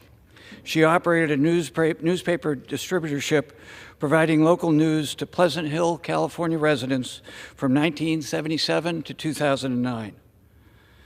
Sandra also received numerous accolades for her contributions to the community, including being selected as former Congressman George Miller's delegate at the 1986 White House Conference on Small Business. Outside of her work as a small business owner, Sandra loved music, travel, and giving back to her community and family. Sadly, Sandra passed away last year at the age of 77. She will be remembered for her entrepreneurial spirit, sense of humor, and remarkable leadership. Please join me in recognizing Sandra Hall for her many contributions to her community. I will miss her and miss her friendship. Thank you, Mr. Speaker, and I yield back.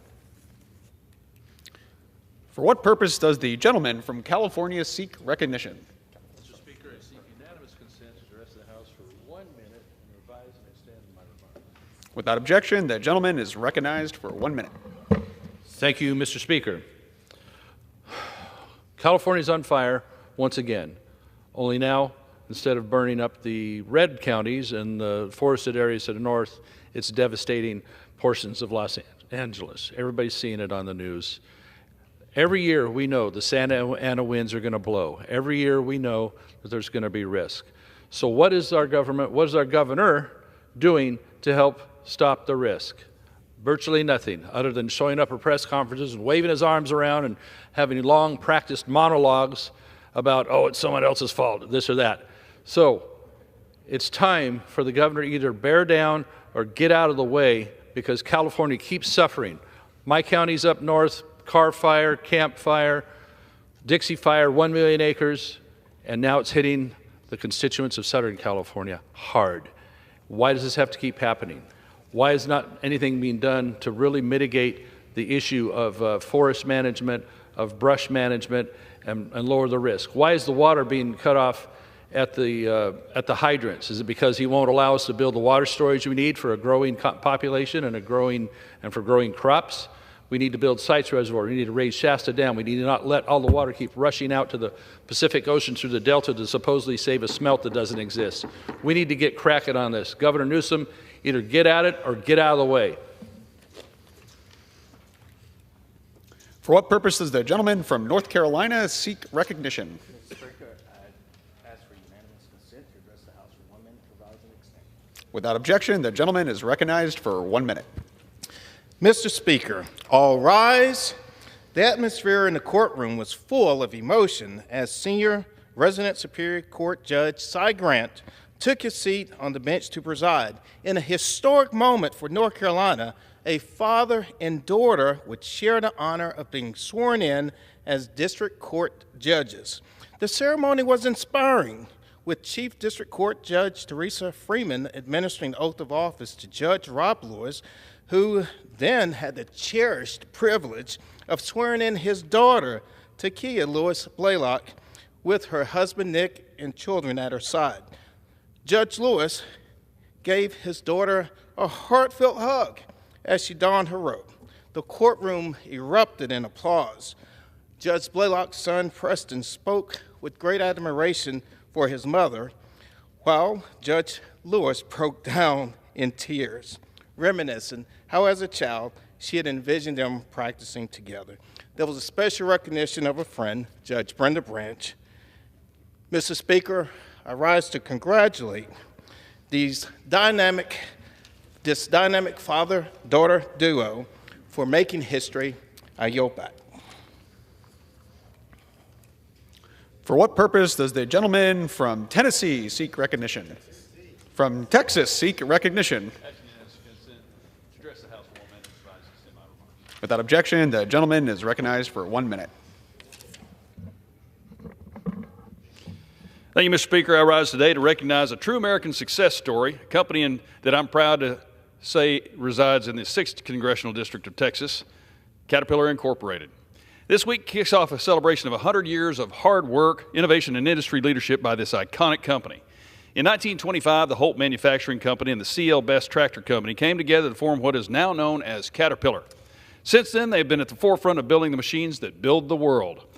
From their fast-track type tractors pulling harvesters in California's fields to the cutting-edge autonomous equipment and engines they produce today, Caterpillar has shaped how we work, live, and connect. In Texas, where we pride ourselves on dreaming big and building even bigger, Caterpillar's role is front and center. Their equipment helps pave the roads, build the bridges, and support the energy project that power not just our state, but the entire country. They're not just part of the Texas story, they'll help them write it. A company that has helped build our entire nation could be located anywhere, but they're located in Texas. As Caterpillar celebrates 100 years, I want to extend my appreciation to their team for all they have accomplished to help our communities and our country thrive. Thank you, Mr. Speaker. I yield back.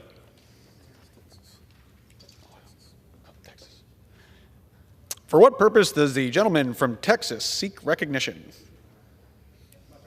Your turn. Mr. Speaker, I ask unanimous consent to address the House for 1 minute and provide and extend my remarks. Without objection, the gentleman is recognized for 1 minute. Thank you, Mr. Speaker. I rise today to recognize Dr. Dmitry Kuznetsov for his 23 years of service to our country. While Dmitry's name might not be in the headlines, the impact of his life will be felt across our nation forever. As Undersecretary for Science and Technology at the Department of Homeland Security, Dmitry has been at the helm of cutting-edge innovation, pushing the boundaries of technologies like artificial intelligence, quantum computing, and cybersecurity, tools that protect American lives and keep us ahead of our adversaries. At the Department of Energy, Dmitry was the chief scientist for the NNSA and also stood up the Office of Artificial Intelligence Technologies. As he retires, I truly wish him the greatest journey in the next chapter of his life. My friend, fair winds and following seas. With that, Mr. Speaker, I yield back. Under the Speaker's announced policy of January 3rd, 2025, the gentleman from Arizona, Mr. Schweikert, is recognized for 60 minutes as designee of the Majority Leader. Thank you, Mr. Speaker Pro Tem, and for the gentleman from Pennsylvania. A bit of reference. In the old days, when we were put in the chair, particularly when we were freshmen, it's because we had been annoying to the Speaker. So if anyone remembers that. And to the clerk staff, I love you, I appreciate you, and I'm sorry, we're about to do a whole bunch of math and a lot of numbers really fast. But it's where we're at. So, Mr. Speaker, one of the things I'm going to try to do today is basically sell two ideas. One is, and I want to be honest and careful in this, because my goal is not to be sarcastic, not to be a jerk, but walk through the scale, just the scale of the borrowing, the debt problem, of our demographics, what's really going on. So I'm going to actually walk through just a couple examples of solutions we get from our wonderful, brilliant constituents and sort of explain they're probably things we should do, but they're tiny rounding errors. People don't understand. I think annually we expect to borrow about $7 billion a day. I think so far this fiscal year we're borrowing about $10 billion a day. The second thing, it's incredibly important, and if there's a staffer out there or a freshman member of Congress, burn what we're going to talk about into your consciousness. The United States, what's the greatest, at least economic threat I think we have for this government, for many ways the country? Interest. We are what's called interest fragile. I'm going to show you some charts where tiny movements on U.S. sovereign debt become trillions and trillions of dollars. Our model basically says we're going to refinance almost $10 trillion this year and add another, $2 1/3 trillion of virgin or new borrowing. And so small bits of interest. So when you hear someone talk about things like the debt ceiling, you got to understand you're weaving a needle while jogging, because you got to deal with it in a way where how do you communicate and do actual policy? It communicates to the world debt markets. The United States is taking its debt seriously and understands the scale of the problem. And then also, while extending that debt ceiling in a way that also doesn't blow you up. And I've had some of my brothers and sisters who go, just don't raise it. Okay, great. Do you think you're ever getting a mortgage again? Do you ever think you're getting a car loan again?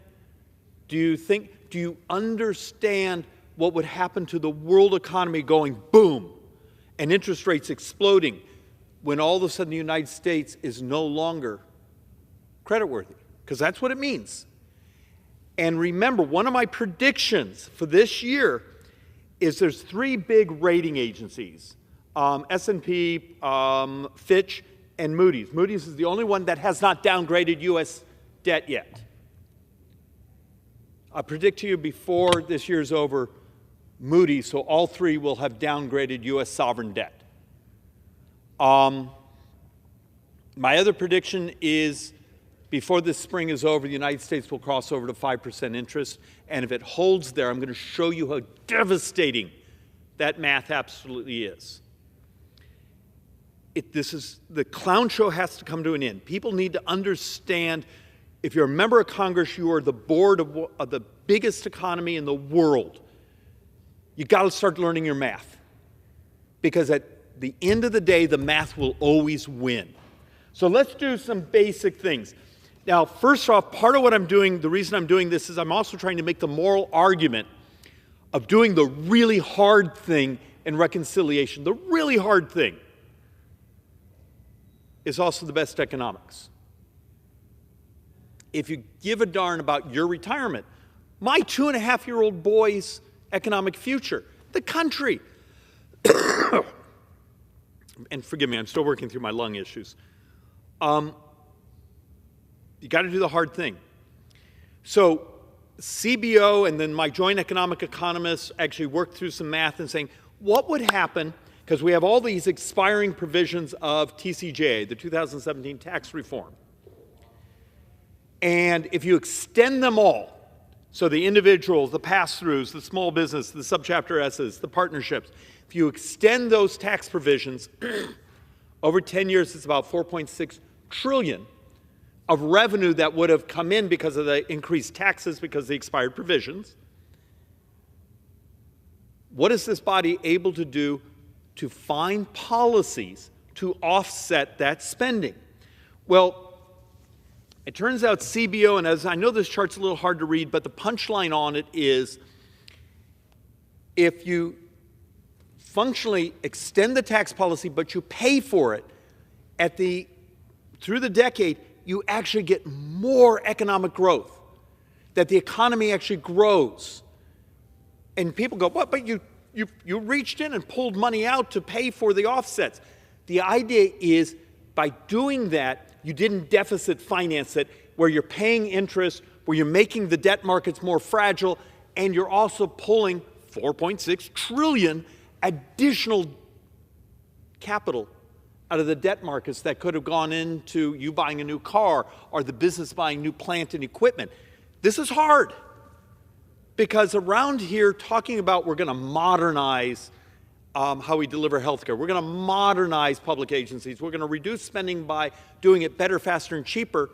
There's an army of lobbyists outside the hallway here who are paid to protect their current business models. How many folks do we meet from the agencies and the public employee unions that get all upset, particularly at me when I'm doing these presentations of, here we could use technology, we can use AI, these other things to reduce the size and cost and make government much more responsive. And then they send nasty letters and those things into your district and complain about you. But we don't have a choice. So let's walk through. So the facts are on our side. Those folks that run around here and say, we need to extend tax policy, we need to protect the border, we need to actually do all these things. But you can't create an additional fiscal rat hole and expect you're going to throw this back onto the world debt markets. My reason I want you to think about this, I'm going to show you a couple charts in a little while that where interest rates were on U.S. sovereigns way back when. Let's go back to like December. So a few weeks ago. Yesterday, the 20-year U.S. bond actually crossed over 5% for a while. If 5%, and understand, if anyone with gray hair, you understand 5% is actually lower than the historical average of the previous few decades. If we were just go to 5%, you're going to see that's almost just shy of an additional $9 trillion in debt, double of everything we're talking about doing in reconciliation. So just doing this and communicating to the debt markets that we're serious about what's going on, because the uncomfortable truth, and I'm going to show it again, and it seems to hurt people's feelings, almost 100% of the debt for the next 10 years is interest and Medicare. We got older. Baby boomers are moving into their earned benefits. We didn't have enough children to backfill. Starting in 1990, fertility rates started to roll over. Healthcare got much more expensive. And we're almost terrified to basically say almost every dime of debt from today through the next 30 years is interest and demographics. And the political class, the press, the dopamine hits on cable television, this and that, telling true math doesn't make you popular, but it does make you honest. So let's actually walk through a couple examples. And once again, I got to be careful because these are not meant to be snarky.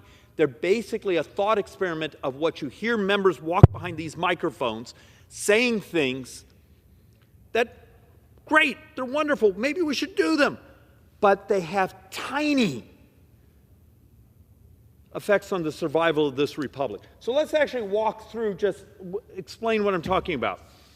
Okay, let's walk through the impact of borrowing. We're using this fiscal year, what we've been borrowing per day, per hour, per minute, per second. But we're going to walk through, and I'm using the clock face, and these are 12-hour clocks, so you got to picture two clock faces.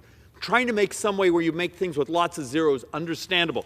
So let's actually, and this is one of my favorite ones. So back in December, we sent out some things, and we got members of our community to throw back ideas. And one of the favorite ones was get rid of congressional salaries. Okay. In my heart of heart, I actually think we're overpaid for the quality of our work product. So maybe that's what we should do. But you get rid of every congressional salary. That's Senate here, just get rid of all of it. It's actually about, over a fiscal year, it's about $1.9 billion. It's a lot of money. Okay? For an entire year's borrowing. For the entire year, it would cover 6.4 hours. Yay! We made a big impact. We covered 6.4 hours of an entire year's worth of borrowing.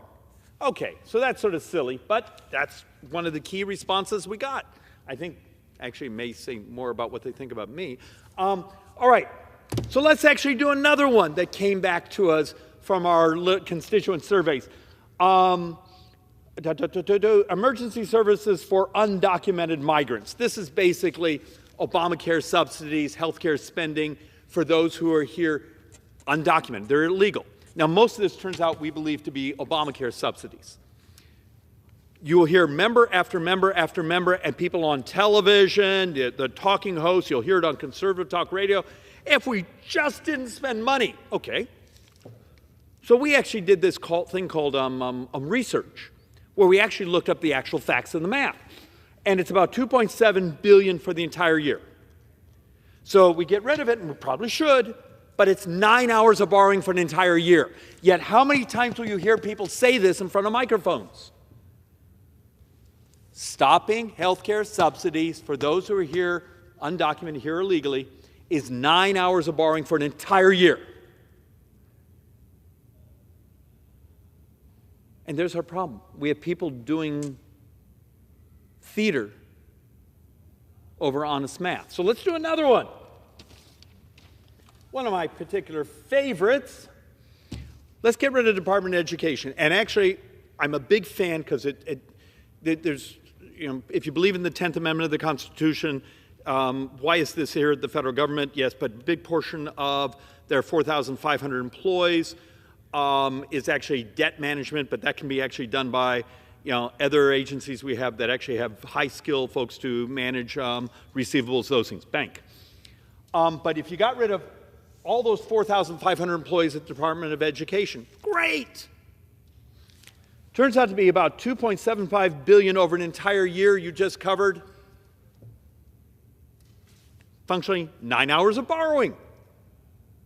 Now, how many people have you heard come behind these microphones or on conservative talk radio or other things that are saying, if we get rid of we're going to get rid of the Department of Education? Great! And then the conversation moves on to something else because they act like they've covered the debt. There's this lack of understanding. We're borrowing about $70,000 a second. So, let's go on to another one we get up. Let's get rid of the UN. Now, I've done this a couple times, and when I did it before, the total spend on the United Nations was $18.1 billion, but that was actually in the 2023 fiscal year. But that had a bunch of the new construction for the 2024 fiscal year, which has ended already. We spent $12.9 billion on the UN, or maybe it's in this fiscal year. That's what we have appropriated. Okay, $12.9 billion is a lot of money. Let's just get rid of it. We won't, and I'm not going to even give you the other chart that shows you that how much all these foreign diplomats and stuff pay into taxes in their things they buy, the rent, and those things in New York City. Who cares? Okay, but that 12.9 gets me 43 hours. So basically a day and 3/4 of borrowing. And my point is I'm trying to walk through that we're going to probably have to do lots and lots and lots and lots and lots of these things. Start demanding from the people who are standing up in front of you saying, here's what I care about. We're going to take on the debt and deficits, have them understand their math. So how about Ukraine aid? Okay, I think this is on for this fiscal year. So the appropriation lineup is $21.8 billion. Okay, that gets us 3 days of borrowing. And you hear these crazy numbers being thrown out.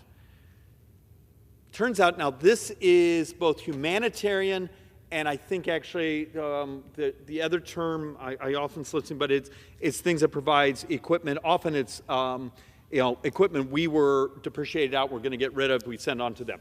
So this is both categories in that number of the 21.8. But it's 3 days. So let's actually even add a little bit. Let's go grander. Let's go much more bigly. Is that, I think, a pop culture term these days? Let's just get rid of all foreign aid. I cannot tell you how many times I run into folks back home and say, David, I'm so concerned about the debt and deficit. You know, we can balance everything if we just get rid of foreign aid. Okay. Interesting math. So we did the math. Here's the 57.25 that's going to foreign aid. It's a week of borrowing. Does anyone see the point I'm trying to make?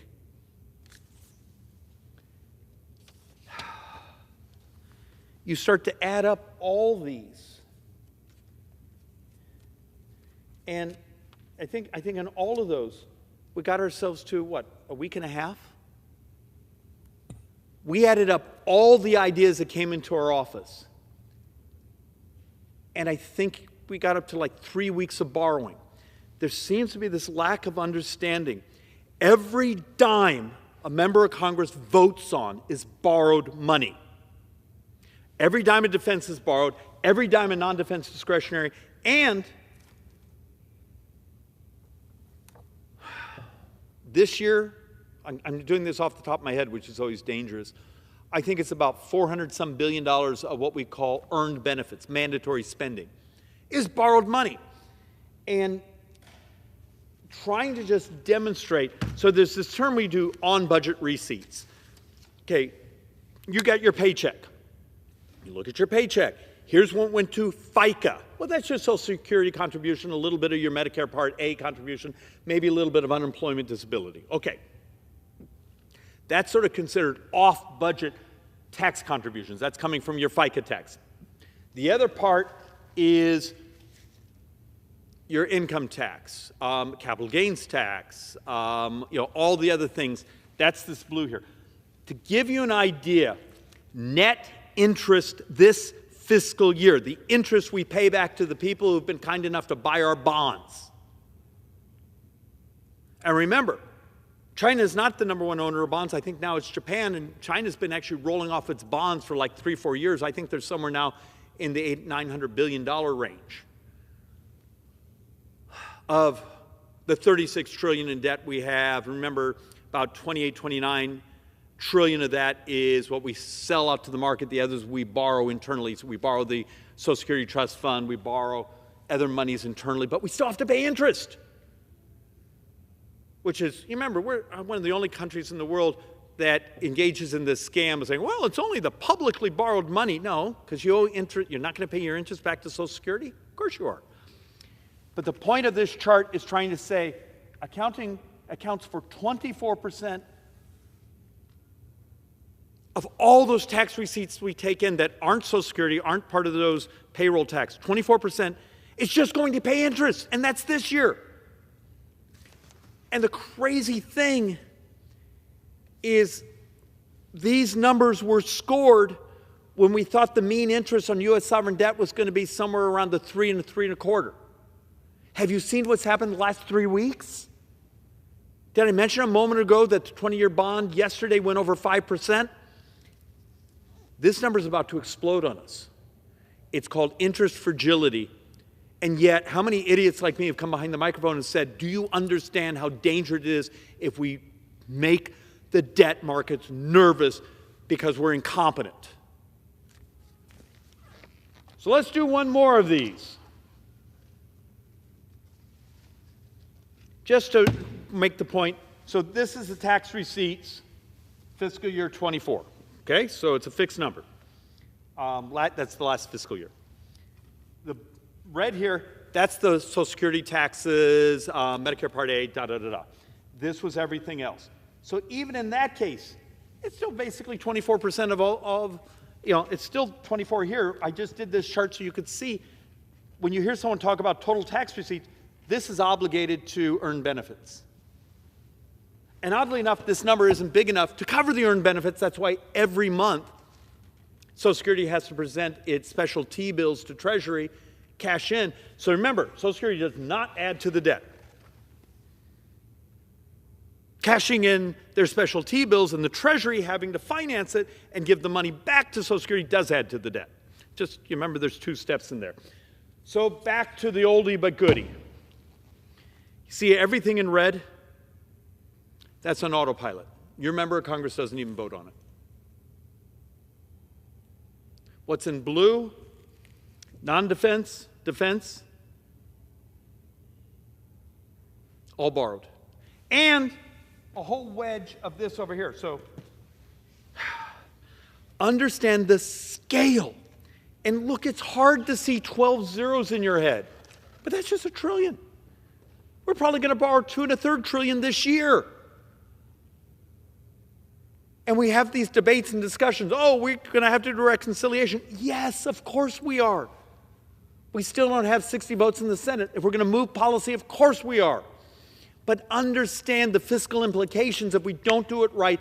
Does the debt markets those demand a premium because you see what's going on around the world? What happened in Great Britain this summer? What they do to the gild? What happened in France a couple of weeks ago? What's happening in Germany right now? What's happening in Canada? What happened in South Korea? All over the world you see governments falling, and one of the primary reasons they're falling is they actually tried to engage in some fiscal constraint. Are we going to be elegant enough to do it in a way where we can explain to the American people, if we do something smart today, we do not get crushed tomorrow? But small movements in interest rates start to consume everything in this government. And so here's an example. And this is, so I told you the 20-year yesterday went over 5%. Futures market, if anyone's a real geek, if you take a look at futures market on the 10-year sovereign, some of the futures market between now and through spring actually expect a 5% interest rate. If that 5, and remember, that's still, what, a point and a quarter lower than the historic average when you get rid of the previous decade, which was just sort of fake interest rates. If we were to go to 5% on U.S. debt, that's actually fairly normal. And that gets built in. Remember, we bring about $10 trillion to refinance, and the new so 5%.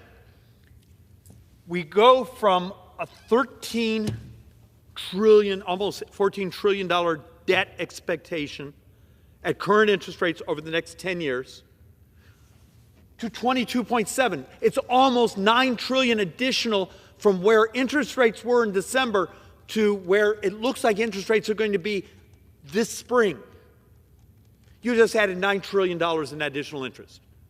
That's called interest rate fragility. That is double just the interest rate exposure going back to even something that's below historic norm is double everything we're talking about doing in tax reform, of extending the TCJA 2017 tax policy. It's double. This should be scaring the crap out of people around here. Why am I the only idiot running around with charts saying, are you paying attention to this? Are you watching what's happening in world debt markets right now? Does this make anyone nervous? Some of the articles are basically saying bond markets around the world are getting nervous, loaning to sovereigns because they keep borrowing like crazy. Well, what's going on in China where they're borrowing like crazy? We're borrowing like crazy. There's only so much borrowable money in the world, and we're chewing it up.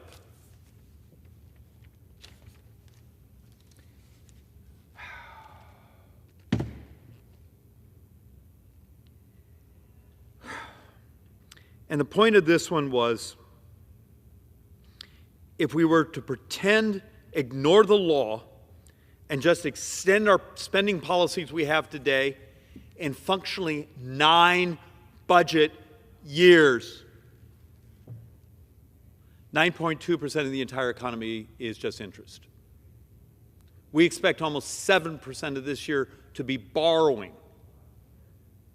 But the concept of just your, let me rephrase it because I just screwed that up. 9.2% of the entire economy will be debt, not interest. Debt. A couple of our economists basically say we're going to borrow about 7% of the entire economy this year. If we don't start to stabilize that and roll it down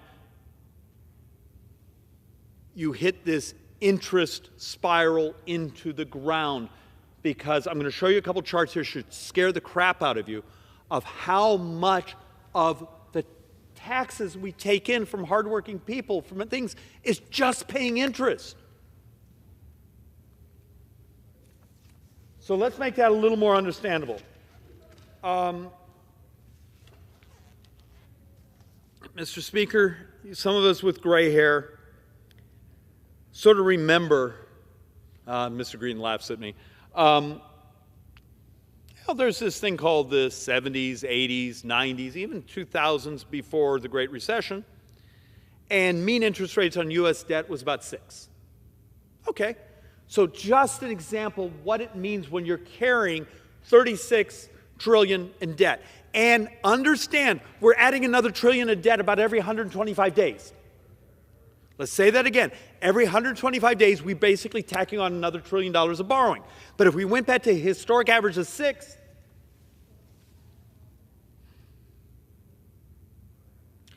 be 11% of GDP in a decade. Oh, what if we went up to 9, which we had back in the 70s and 80s? You're at 18%. We're playing really dangerous games here. We've almost made the decision to make the world debt markets the ones in charge of America.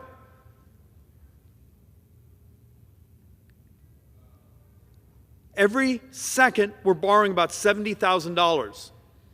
Do you not think the retired couple, the foreign government, the big business, the rich person who are buying U.S. savings bonds,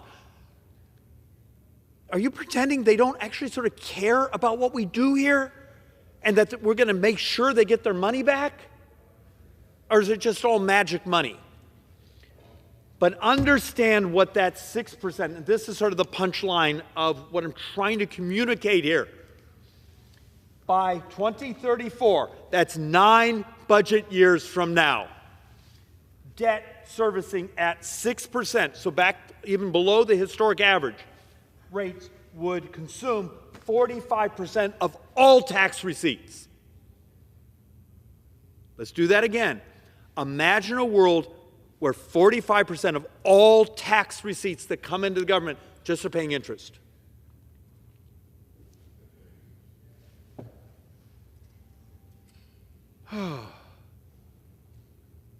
Take this seriously.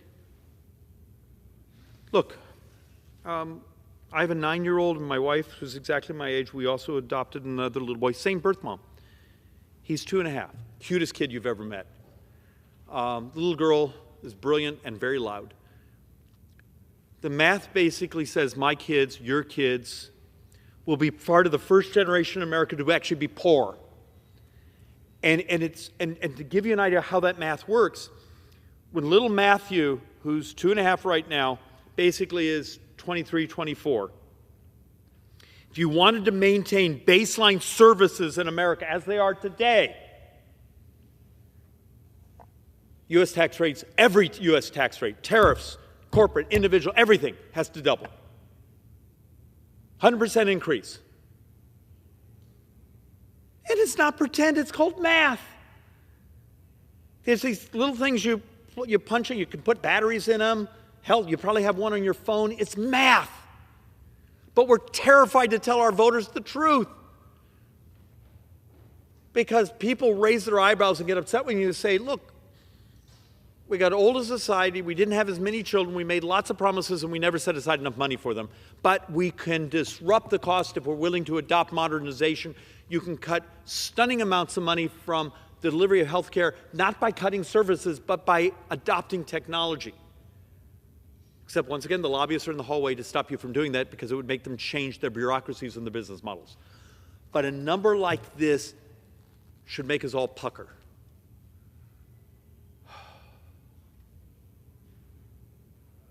That if we just went back to normal interest rates, in 9 years, 45% of all of our tax receipts go into just interest.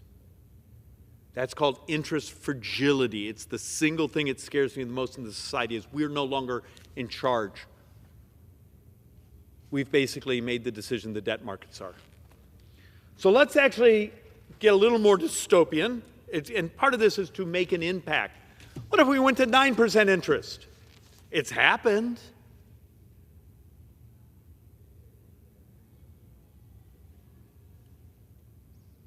What would happen? Can you read this number? 83% of all tax receipts would go just to interest. And here's the reality of today. For every dollar we take in tax receipts, we spend $1.39.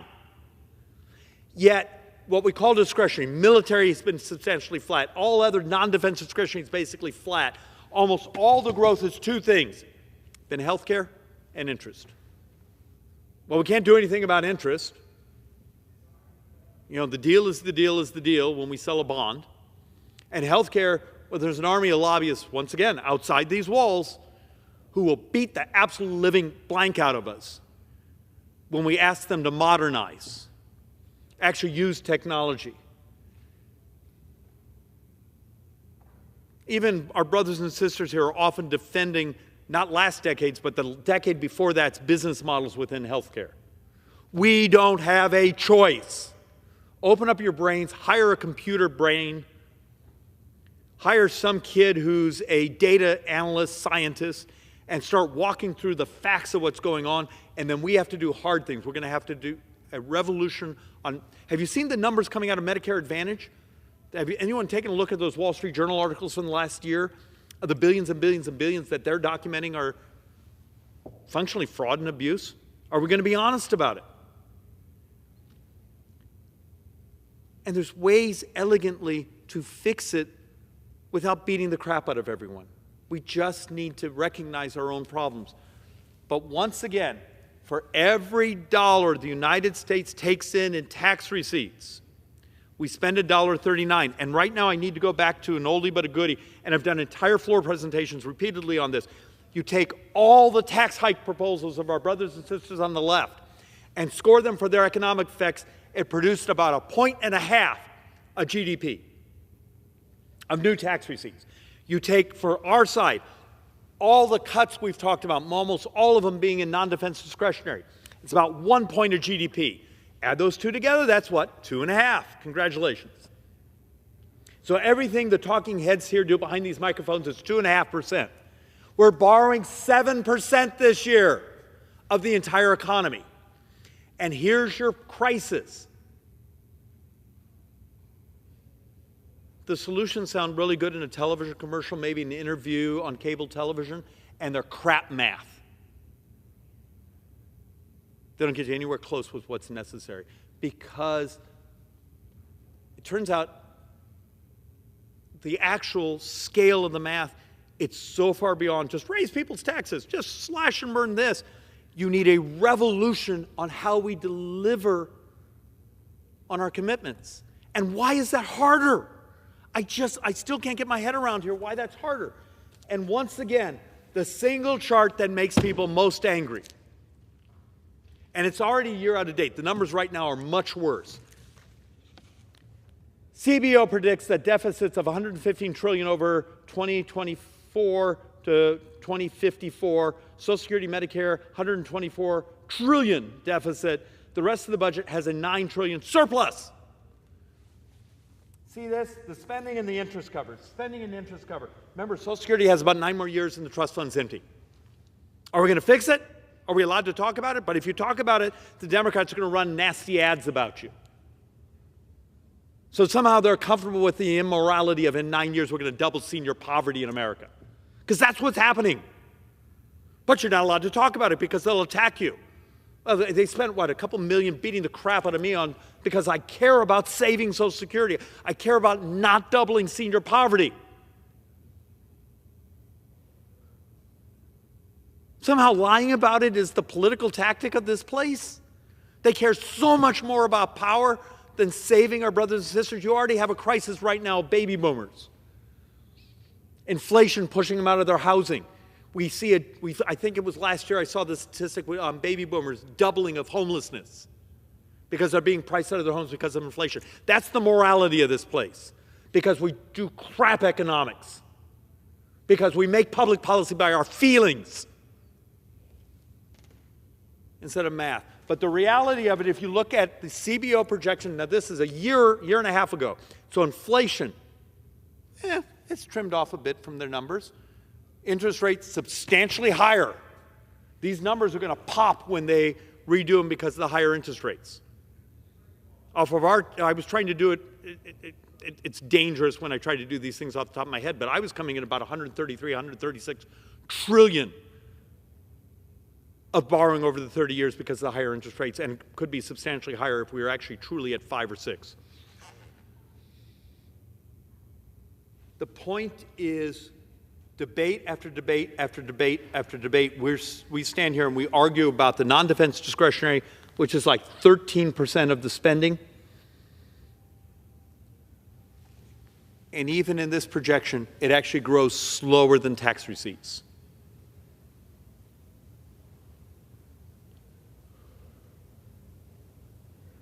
So we're going to head towards doing reconciliation.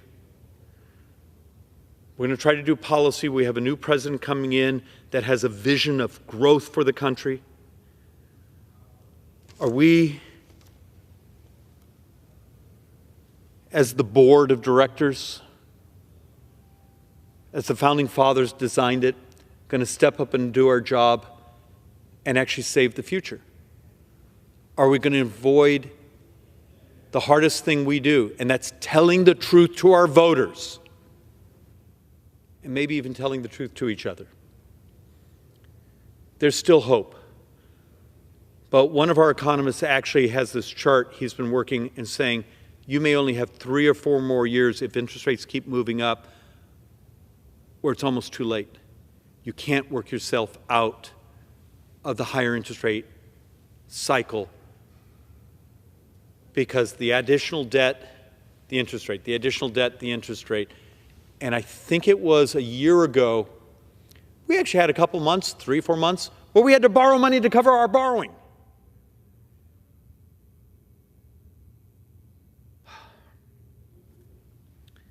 Mr. Speaker,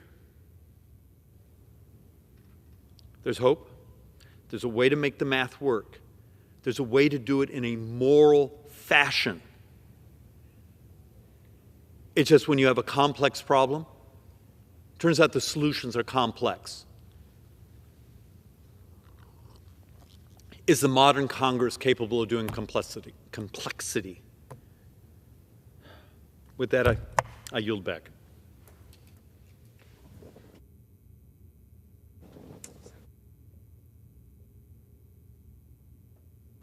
The gentleman yields back. Under the Speaker's announced policy of January 3rd, 2025, the gentleman from Texas, Mr. Green, is recognized for 60 minutes as the designee of the Minority Leader. Thank you, Mr. Speaker. Mr. Speaker, and still I rise. And I rise today in the name of government of the people, by the people, for the people. Not government of the oligarchs, by the oligarchs, for the oligarchs, or for the plutocrats. And I surely do not rise in the name of government by the mob, for the mob. No, I rise in the name of government of the people, by the people, for the people. And today, as I rise, I'm going to give 2 reasons, 2 important reasons, why Vice President Harris presided over a Republican certification process earlier this week. Stated differently, I'm going to give 2 important reasons why Democrats did not get the most electoral votes. But first, allow me to commend Vice President Harris for leading the United States of America, our country, back to the moral high ground. I was proud to be here. In fact, I was seated on this very row at the very end. Proud to be here when the doors opened and the words were spoken, the Vice President of the United States and the Senate. And there she stood. She came forward. As she came forward, she was quite statuesque, comely, courtly. She looked almost majestic as she walked in. And as she moved down toward the front of the room, I, in my mind, recited a part of the 23rd Psalm. Yea, though I walk through the valley of the shadow of death, I will fear no evil. I'm not saying that she was walking through the valley of the shadow of death. What I am saying is, I knew that if she could walk through the valley of the shadow of death and fear no evil, surely she could walk through the halls of Congress and fear no evil. And as she moved forward, I was taken to a point in my life when a song meant something to me. The song was, "You'll Never Walk Alone." She walked forward, never to walk alone. When you walk through a storm, hold your head up high. Don't be afraid of the dark. And then near the last stanza, the words are, walk on through the winds of life. I'm paraphrasing. Walk on through the storms of life, and you'll never walk alone. She proceeded up to the dais, and as she stood there, announcing the number of electoral votes from the various states, I could see her standing there alone. And I'm reminded as she did so of another song. This song has to do with standing alone. And the words are, just stand. After you've done all that you can, just stand. And I was reminded of all that she did. She worked hard. She worked long hours. She put everything into it. And after you've done all that you can, then just stand. Sometimes it's better to stand alone, which is what she did, than not stand at all. Better to stand alone than not stand at all. So I'm so proud of what she did, because in doing this, she helped us to reclaim the moral high ground that we lost 4 years ago on January 6th. To reclaim that moral high ground, because as she was presiding over this certification process, it was more than Vice President Harris presiding or Vice President Pence when he presided. It was the candidate who ran for president and did not win, certifying that the opposing candidate won. That was the moral high ground. That is something that the United States of America has had, and she was reclaiming it for the world, to let the world know that in the United States of America, we know how to win, but more importantly, we know how to lose. She claimed the moral high ground for this country. And in so doing, she was more than an example.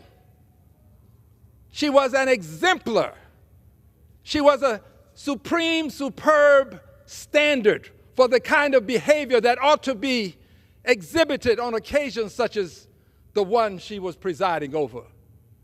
She made it clear to those who will look back in time upon this time that there are people among us who have dignity and respect for the process. She made it clear that while she did not win, she respected the process and announced the winner. I think that Vice President Harris can forever know that she has brought this country to another place. Other countries around the world, many of them envy what we were able to do this year, this week, juxtaposed to what did not occur 4 years ago, when a mob disrupted the process at the behest of the President of the United States of America. Who can deny that? Who can deny that they came here at the urging of the President of the United States of America, and that their behavior was nothing near exemplary? Their behavior was shameful. They marched with symbols of Nazism, with a gallows. They marched saying ugly things, vile comments. They stormed the capital of the United States of America. And in so doing, their behavior was disdainful and shameful as they marched through the halls. Some even went so far as to defecate in the Capitol in places where you would not expect such things to occur. Yes, there was a difference between this year and what happened 4 years ago. And that's because we had a vice president who was a candidate for president, who understood the necessity to have a peaceful transfer of power. So, Madam Vice President, though you stood alone at a time when it was appropriate and necessary. There are times when it is better, I've said it many times and I'll say it one more, it's better to stand alone than not stand at all. So you did.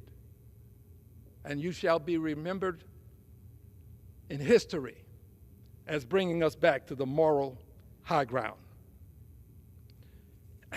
Now, Mr. Speaker, I want to give the 2 reasons why she didn't preside over her own certification. Why Democrats didn't get the most electoral votes. 2 reasons.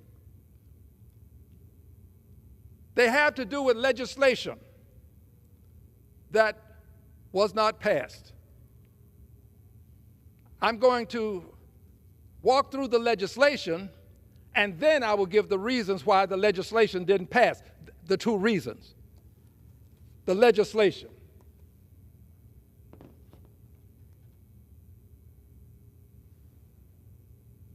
I've noted 6 pieces of legislation. The PRO Act, the John Lewis Voting Rights Act, I've shortened the title, George Floyd Justice in Policing, Comprehensive Immigration Reform, and legislation to raise the minimum wage, as well as to pass the Equality Act. Those 6. Now let's take a look at these 6 with a bit more information.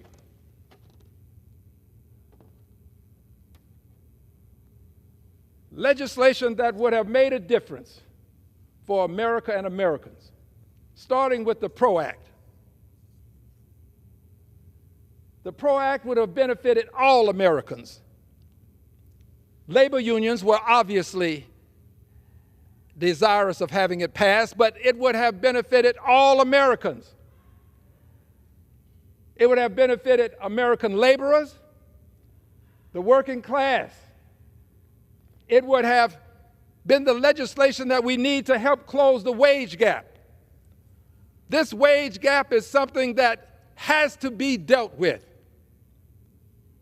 because from 1967 to today's date, that wage gap has increased exponentially. Currently, the median income for a CEO is about $16 million, 16.3 to be a little bit more specific. The median income, and this is annually, income for a minimum wage worker at $7.25 an hour is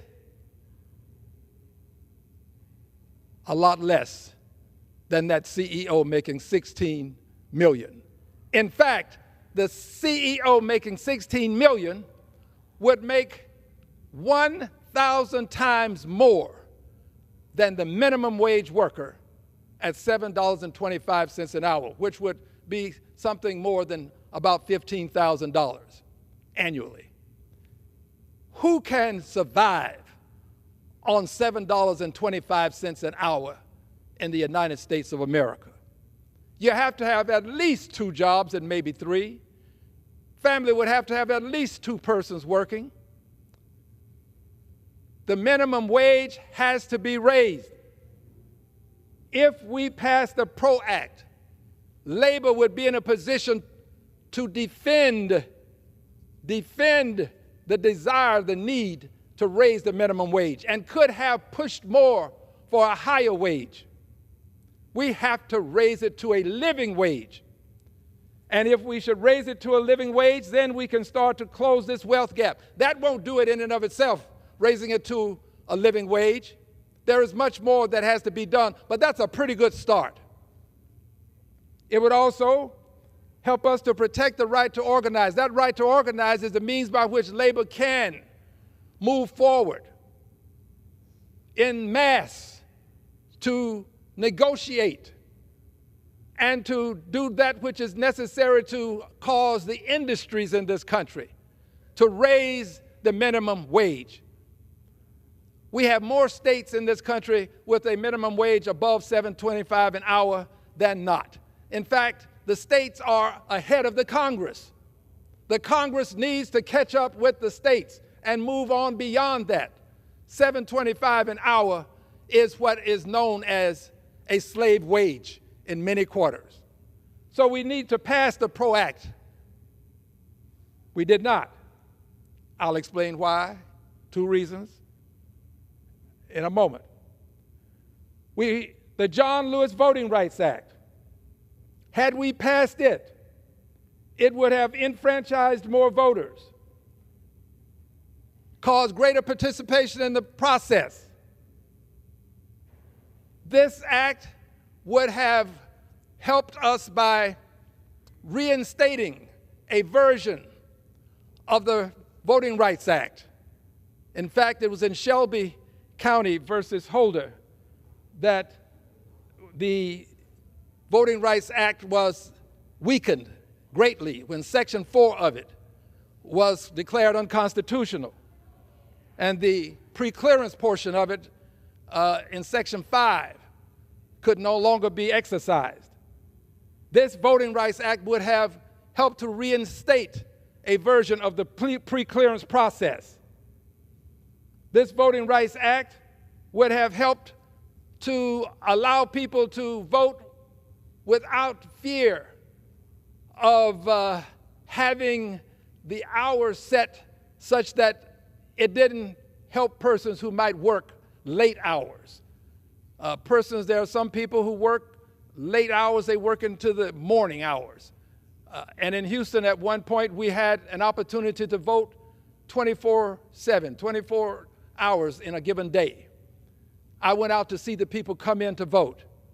Well, we can no longer do that, but had this version of the Voting Rights Act passed, we would have made it easier for people to vote, harder for people to cheat, and brought more people into the process.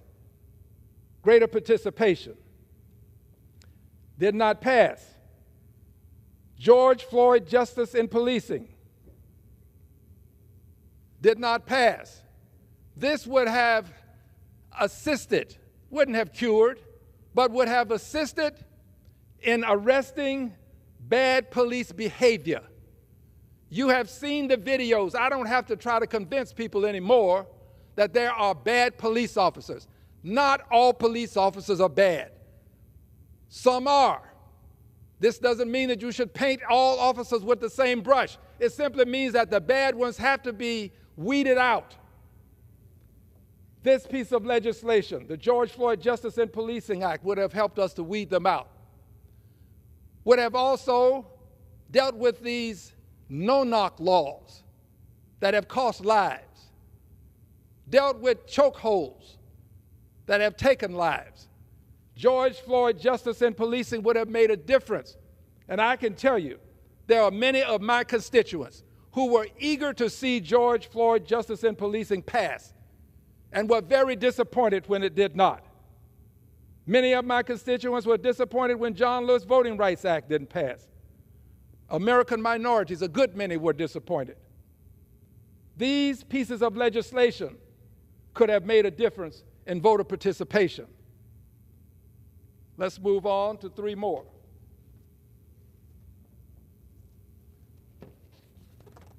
Comprehensive immigration reform. This was a key piece of legislation that would have addressed the border issues, addressed labor issues, H-1B issues, all of these various means by which persons can come into the country for various purposes associated with work, family reunification issues. This country has a history of keeping families together. We have strayed away from that history. This piece of legislation, comprehensive immigration reform, would have addressed that issue. And it would have addressed discontentment. What is discontentment? I hear it quite regularly when I'm out and about. I go into places where people are buying food. I hear people talking. Many of them are not talking to me. Many of them do talk to me and explain what I'm about to tell you.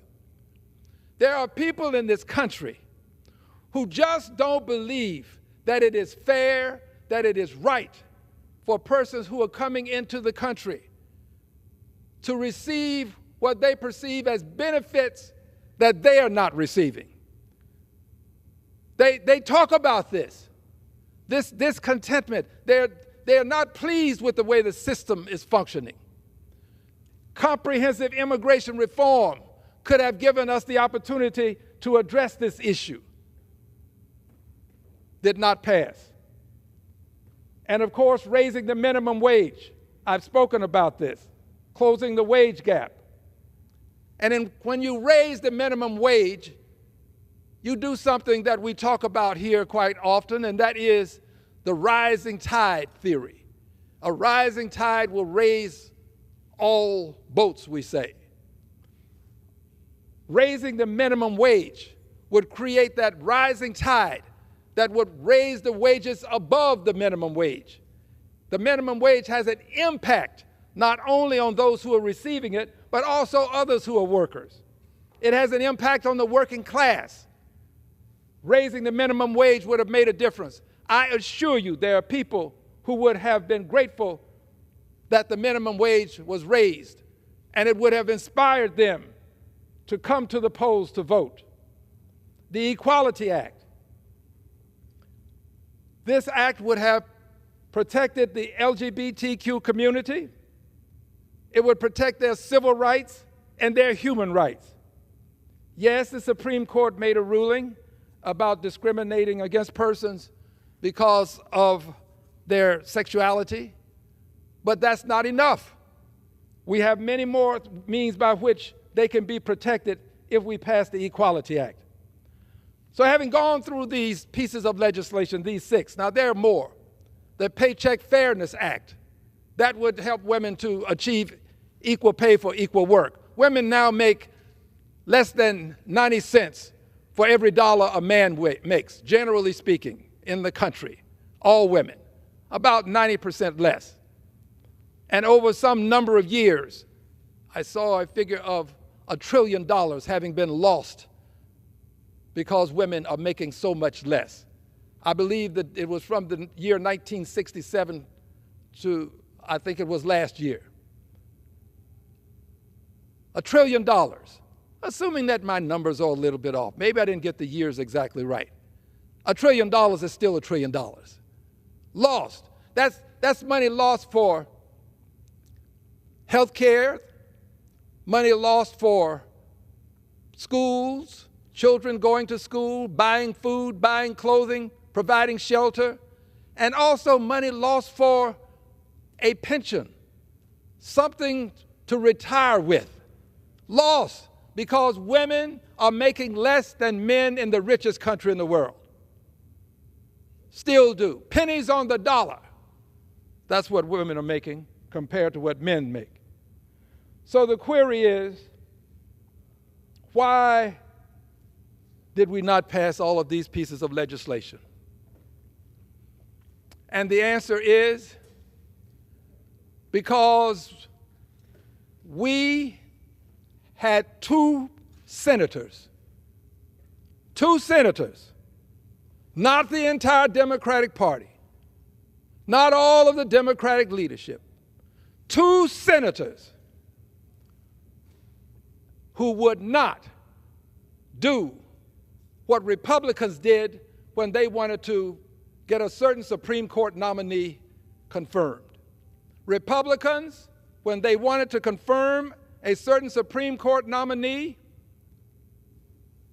challenged the process of coming to closure, and in so doing, moved to a point where you could appoint that nominee to the Supreme Court with 51 votes as opposed to 60. They did that. And it was along party lines. All of the Republicans voted to change the rules. Well, we had two senators when, to his credit, Senator Schumer brought the Voting Rights Act, John Lewis Voting Rights Act that I've called to your attention, to the floor of the Senate. And to simplify it, made a request that it be passed with 51 votes as opposed to having to hit the 60-vote threshold and then come back and pass it with 51 votes. He made the request. It would have passed, but two senators, these are the two reasons, two senators, two Democratic senators. Now, why would you focus on Democratic senators when the Republicans voted against it? Because if you make your deposits in the Democratic Party, you expect your interest to come from the Democratic Party. You may get some from someplace else, but you expect the Democratic Party to perform. If you put your money into a Democratic corporation, you expect Democratic dividends. So the Democrats, two of them, chose not to allow John Lewis Voting Rights Act to pass the Senate, which is an indication that none of the other legislation could have passed with 51 votes. And here's what would have happened had it passed. 50 Democrats would have voted to allow it to pass with 51 votes. That's not a majority. The vice president would be the tiebreaker. The vice president would have said to the world, we passed John Lewis Voting Rights Act and I was proud to break the tie. We passed George Floyd Justice and Policing. I was proud to break the tie.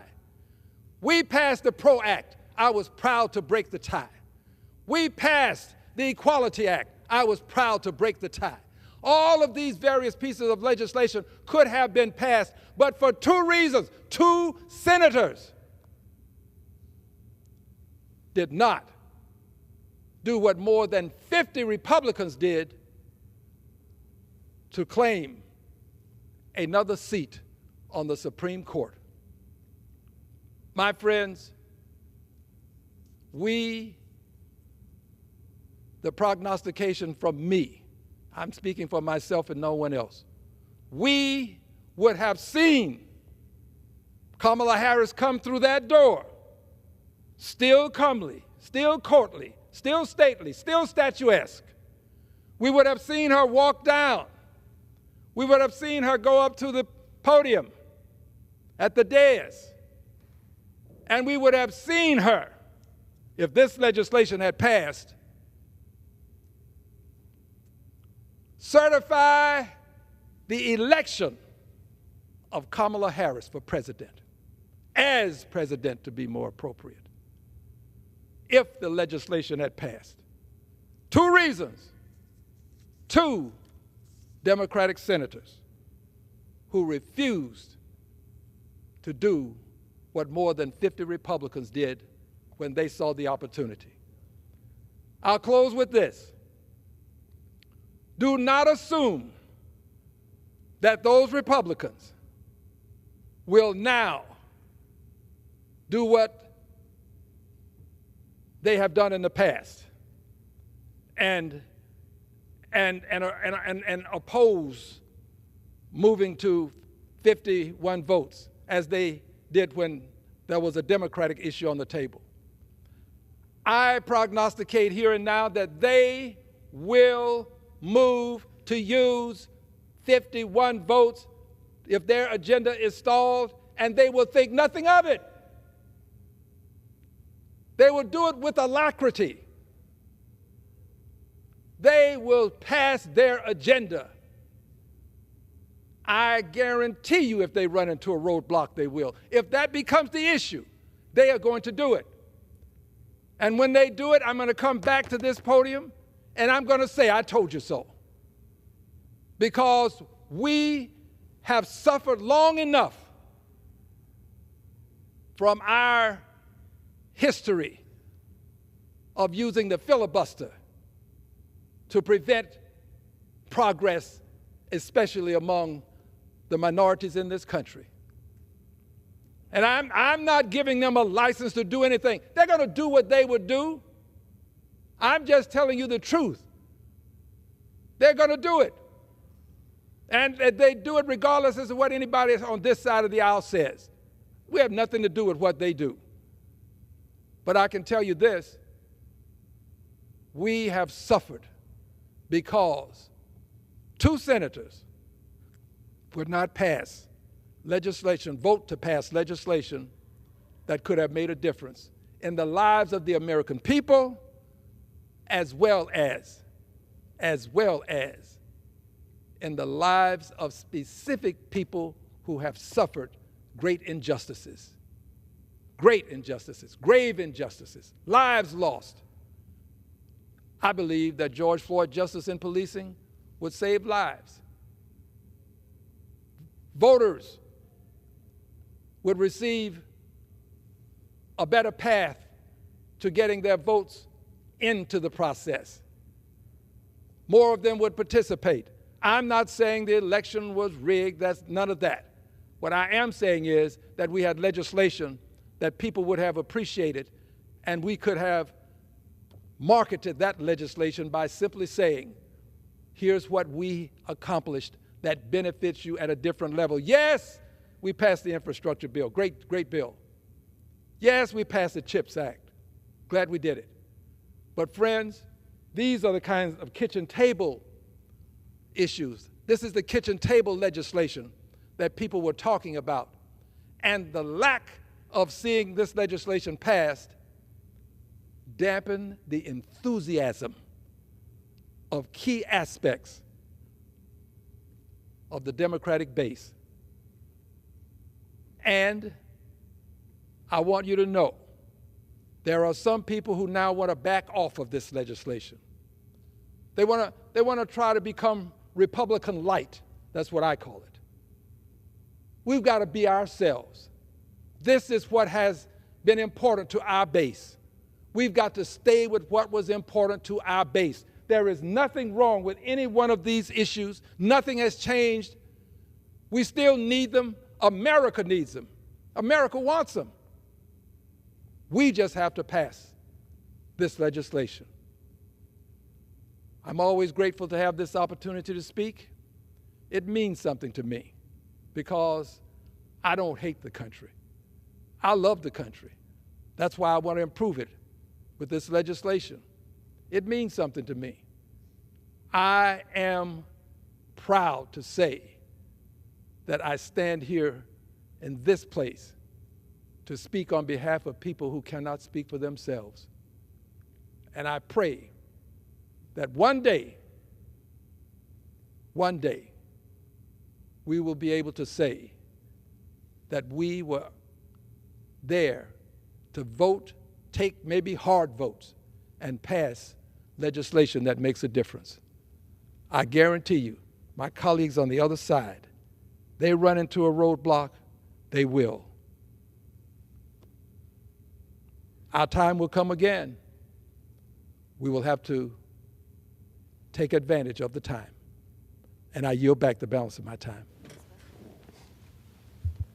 Gentleman yields his time.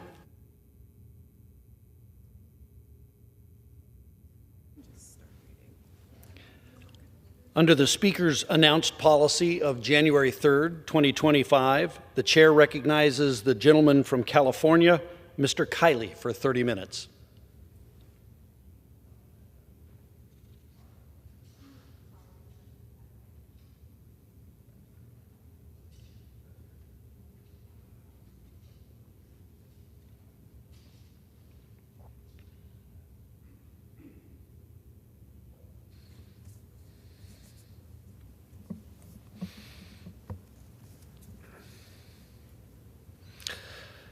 Mr. Speaker, I wish to commemorate the life of Anthony Pichetti of Granite Bay, who passed away unexpectedly in early December.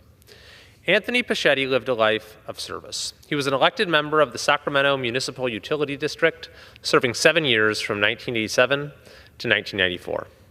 Later, he served 2 terms in the California State Assembly from 1998 to 2002.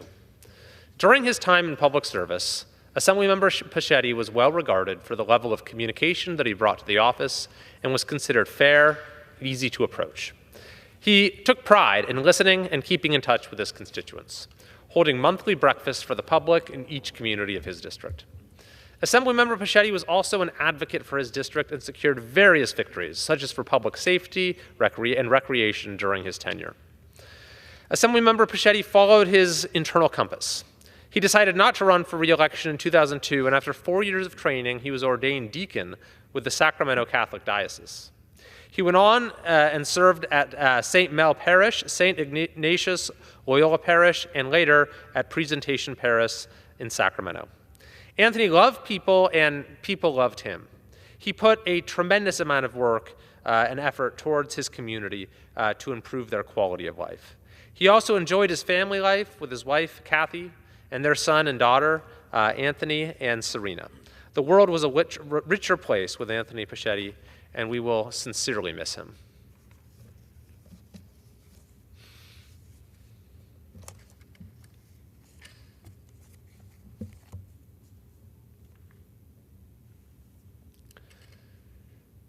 Mr. Speaker, I wish to recognize the retiring Roseville Fire Department Chief, Rick Barty, for his years of service in the Roseville area.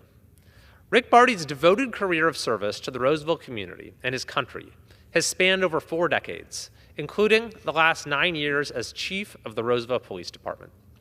Chief Barty had his long-standing commitment to public safety goes back to the age of 18 when he first joined the fire service. He's built a strong educational foundation, earning his Bachelor of Applied Science degree studying public safety and emergency management at Grand Canyon University. Before embarking on his service to the city of Roseville, Chief Barty had a decorated career in several capacities, including his over 3 decades of service for the Phoenix Fire Department. Over the course of his tenure, Chief Barty conducted the duties of engineer, captain, battalion chief, shift commander, and many others, managing the Homeland Defense Bureau and deputy chief. Chief Barty's dedication to public safety also went beyond his department and region. Throughout his time in the fire service, he also served on FEMA's Urban Search and Rescue Team. Chief Barty was on site at some of the most destructive disasters our country has seen, providing much-needed response and relief. He sifted through the rubble at Ground Zero after 9/11, responded to the Columbia Space Shuttle disaster, aided along the Gulf Coast after Hurricane Katrina, and responded to many other catastrophes during his service to the task force. He's demonstrated selflessness in his deployments, locating and extricating disaster victims. Chief Barty's experience and scope of duties over his accomplished career, in conjunction with his devotion to service, enabled him to be an exemplary leader as chief of the Roseville Fire Department. Over the last 9 years, Chief Barty has been steadfast in his leadership in overseeing 130 firefighters in the department. During his tenure as fire chief, Rick also performed the duties of incident support team leader of the FEMA Urban Search and Rescue Task Force. Chief Barty's expertise in specialized training and disaster relief has truly brought invaluable knowledge and experience to the region. Chief Barty's lifetime dedication to service and public safety will leave a long-standing legacy, as his selfless leadership will benefit the Roseville area for many, many years to come. The unwavering commitment to the public and leadership by example of people like Chief Rick Barty ensures the Roseville area will remain a wonderful and safe place to live. Therefore, on behalf of the United States House of Representatives, it is a great honor and privilege to recognize Roseville Fire Chief Rick Barty for his career in public service, and I join the Roseville community in wishing him the very best in retirement.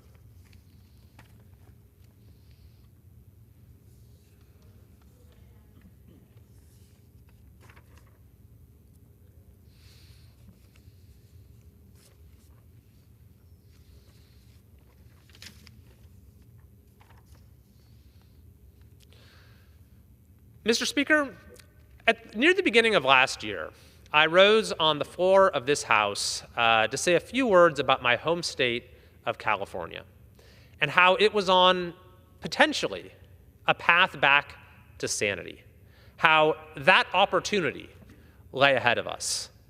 And the reason for that optimism was that there were two potential policy changes then being considered that could set our state on an entirely new course when it comes to the key issues of public safety and homelessness.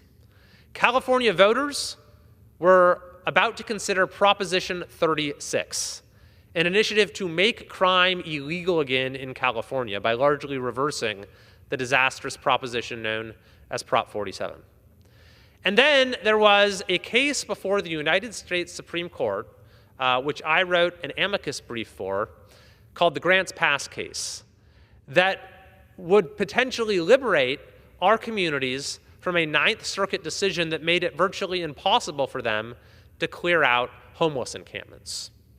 So these two opportunities together presented a path back to law and order and sanity and livability in California, especially in our major cities. And of course, we were victorious on both counts. With respect to Prop 36, despite the governor, the supermajority, doing everything they possibly could to stop it from passing, California voters gave it a smashing victory, almost 70% of the vote, passing it in each and every one of California's 58 counties. And the U.S. Supreme Court, in the Grants Pass case, overturned the Ninth Circuit's existing Boise decision and said that our communities once again have the ability to regulate encampments and to stop homeless from camping in our parks, on our sidewalks, around schools, and in our public spaces. And I'm very pleased at this point to be able to say that the prediction as to the potentially transformative nature of these changes that I made back then is turning out to be true. So I wanted to cite just a few examples today of how the passage of Prop 36 and the decision in Grants Pass are already serving to turn California around. Here's just a few recent headlines. From KRON in San Francisco, Fremont police credit Prop 36 for 9 shoplifting arrests. CBS San Francisco, Petaluma theft suspects arrested, one with prior convictions, subject to Prop 36 charges. KTLA TV in Los Angeles, man charged with drug possession, now facing consequences of recently passed Prop 36. From the San Francisco Examiner, shoplifter at Brawley Walmart faces jail because Prop 36 passed. KTLA TV in Los Angeles, Southern California woman facing enhanced charges with Prop 36 now in effect. Victorville Daily Press, San Bernardino County theft suspects face potential increased penalties under Prop 36. KXTV Sacramento, Folsom police arrest 30 people in retail sting, including 2 with possible Prop 36. KRON San Francisco DA files charges in city's first Prop 36 case. KXTV Sacramento, crackdown on retail theft continues after passage of Prop 36. KCRA Sacramento, Yuba City Police say man caught stealing packages will face felony charges citing Prop 36. The list goes on and on. One sting operation resulted in 110 arrests of people who will now finally face consequences because crime is once again illegal in California. And keep in mind, the law has only been in effect now for a few weeks. There was even an example where there was dash cam footage of a suspect who had been arrested and then was surprised to learn that stealing was once again a felony in California and expressed dismay about these new laws. So let this serve as a public service announcement to potential thieves in California that crime is illegal once again in our state, and there will be consequences for criminal activity.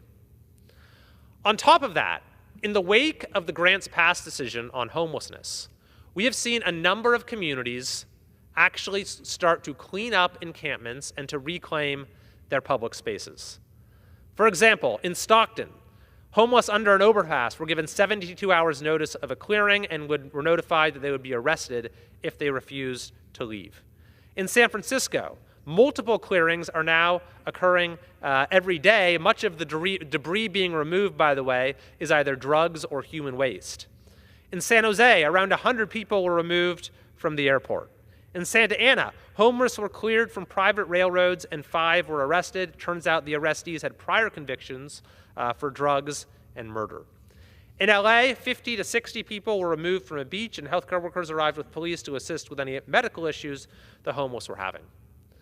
So the benefits of this are twofold. Number one, it is restoring a sense of order to our public spaces so that people feel safe going there again, so they don't serve to spawn further criminal activity. And number two, it's giving us an opportunity to get homeless individuals into shelters, get a roof over their head, and get them the help that they need. So with these two developments, with crime now being illegal again in California, and with our communities reclaiming our public spaces, I am more optimistic about our state's future than I've been in a very long time. And I can tell that the people of California are truly ready to move our state in a new direction.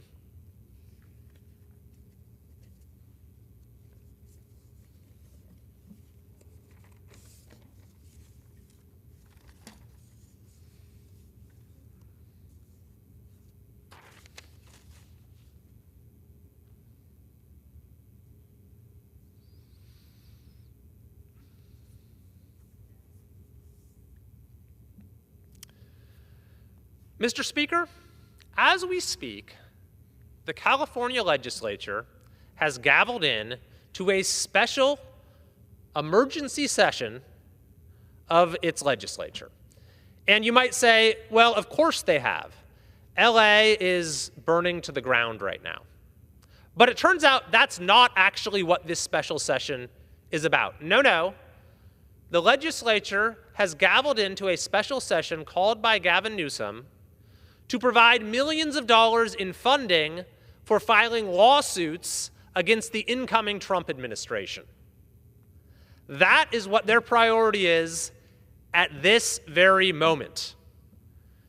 Mr. Speaker, there could not be a starker illustration of the abject political failure that has gotten our state to this point and that has served to bring about the horrifying scenes that the whole country is seeing on their television sets right now and that folks in Los Angeles are suffering through. So I want to go over a few of the failures that have gotten us to this point. But I do want to say first that my prayers are with the people in LA, the victims of this horrifying, apocalyptic set of fires, with the over 100,000 people under evacuation orders, with the at least 5, sadly probably more people who have lost their lives and their families, and with our firefighters and first responders who are working around the clock, doing everything they possibly can to get this blaze under control. And I'm truly grateful for all of the communities in California and across the entire country who have come together to try to help the LA area in this hour of dire need. Thank you. It is appreciated beyond measure. But after we do manage to get the fire under control, there are going to be a lot of questions that need answering. Indeed, we can already identify, even though we don't know the specific cause of each fire, the failures that we know have contributed to these conflagrations, these catastrophic events that have hit our community time and time again. Our politicians have obsessed over things like banning lawnmowers, banning leaf blowers, all the while neglecting our forests and leaving our communities vulnerable. In fact, when it comes to the forests, it is worse than neglect. The state and, frankly, the federal government have put up unnecessary hurdles to doing proper forest management, to clearing vegetation, to doing prescribed burns, which has turned many of our forests and areas adjoining residential areas in many cases as tinderboxes and caused fires that have, in many cases, become truly catastrophic, community-destroying events. And we've seen it happen, sadly, time and time again. The perversity of it all is that these restrictions on being able to manage our forests, which have decimated the timber industry, by the way, are imposed in the name of the environment. But nothing could be worse for the environment than a catastrophic wildfire. Indeed, when you look at all of the emissions that are saved by every single emissions reduction program that California has, all of that gets wiped out many times over when you have a catastrophic wildfire. So there simply could not be a more backwards policy. And in fact, last year in the fall, a decision was made to halt prescribed burns. Now, we don't yet know if that would have made a difference here, but we do know that the lack of doing prescribed burns in a systematic way, in an efficient way, in a timely way, has contributed to this problem. To make matters worse, Governor Newsom, when he came into office, started claiming that he was doing forest management, but he wasn't telling the truth. An investigation by Capital Public Radio, the local NPR affiliate, found that Newsom had exaggerated the amount of forest management work that had been done, the number of acres treated. He'd exaggerated that number by a staggering 690%. So our political leaders in California have allowed millions of acres to become overgrown and have thereby left our communities in a vulnerable condition. Not only that, their mismanagement of our water supply has, among other things, diminished our capacity to respond to wildfires. First of all, it has been decades since California has built significant new water storage, not since the State Water Project. And secondly, Even the water that we do have, when it comes down, much of it gets diverted intentionally into the ocean, again, supposedly for environmental reasons. I can tell you that in 2023, when we had record storms in California, I visited the site of the Folsom Dam, and you had water cascading out of the dam, 10,000 cubic feet per second, almost all of it going eventually into the ocean. And at that time, by the way, we had a flood emergency declared, of course, and yet somehow we were also still under a drought emergency. Californians were told you're not allowed to water your lawn. The legislature was passing draconian restrictions on indoor water use to 25, 30 gallons a day. Businesses were banned from having lawns in front of their property. In some parts of the state, you had to have a low-flow device for your shower head, and then they would punish you if you used too much water when you took a shower, if you didn't take a 5-minute shower. And all the while, we're sending staggering amounts of water into the ocean, and we're failing to build the storage that would actually catch the water and preserve it for when we need it. As yet another example, relevant to the situation in LA, the California Coastal Commission actually rejected the building of a desalination plant just a couple of years ago. So California, over the course of many years, has in a political way chosen to allow its forests to become overgrown and to impose artificial scarcity on its water supply. At the same time, our state and many of our municipalities, such as Los Angeles, have had completely backwards priorities and have demonstrated a total failure of just basic competence when it comes to government performance and the provision of services. And that was highlighted very clearly in this case, when you had the Los Angeles Fire Department telling the city, do not deprive us of our funding.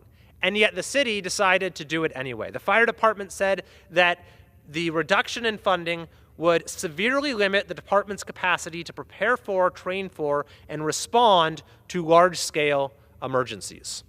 Now, as the city council, the mayor, were deciding not to fully fund the fire department, they had plenty of time for things like passing a resolution reaffirming Los Angeles as a sanctuary city. It was already a sanctuary city. It's already a sanctuary state. But they decided that was their priority, not to prepare for the risk of wildfire, not to fully fund the fire department, but to pass another resolution making itself a sanctuary city yet again. And we'll be learning more, I expect, about how it possibly could be that we have fire hydrants that are not working, that water isn't coming out of them, and how we didn't have the necessary personnel on hand despite the high wind conditions. It all serves to underline, on the one hand, the misguided priorities, and on the other, the lack of basic competence. Additionally, Los Angeles and California, more generally, have continued to lead the nation in homelessness. California has roughly half the unsheltered homeless in the United States, and there's a whole host of reasons that this is not a good thing. But one of them is that encampments tend to lead to a lot of fires. In fact, in just 1 year, in 2023 alone, there were almost 14,000 fires related to homelessness. So again, we don't yet know exactly what caused the set of fires that are still ongoing, but we do know that this city has been as bad as any in terms of letting homelessness proliferate, allowing encampments to grow unchecked, and thereby creating more dangerous conditions for its residents because of the risk of fire.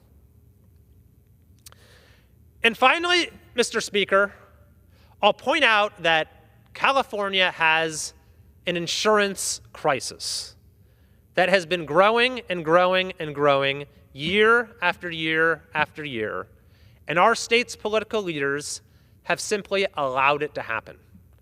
They've done not nearly enough to mitigate the risk of fire that is the underlying cause of the increased rates.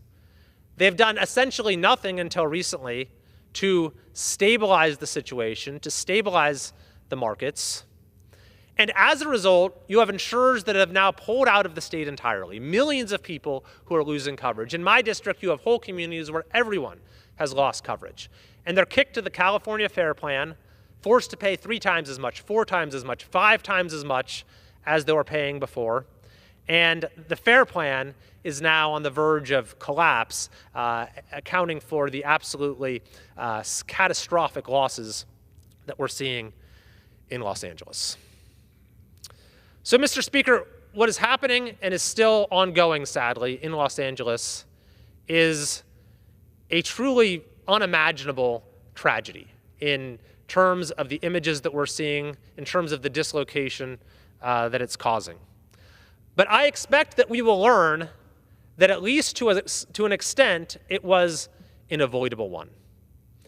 And this should serve as a major wake-up call, that our state needs to start doing things differently, that we need to get back to basics.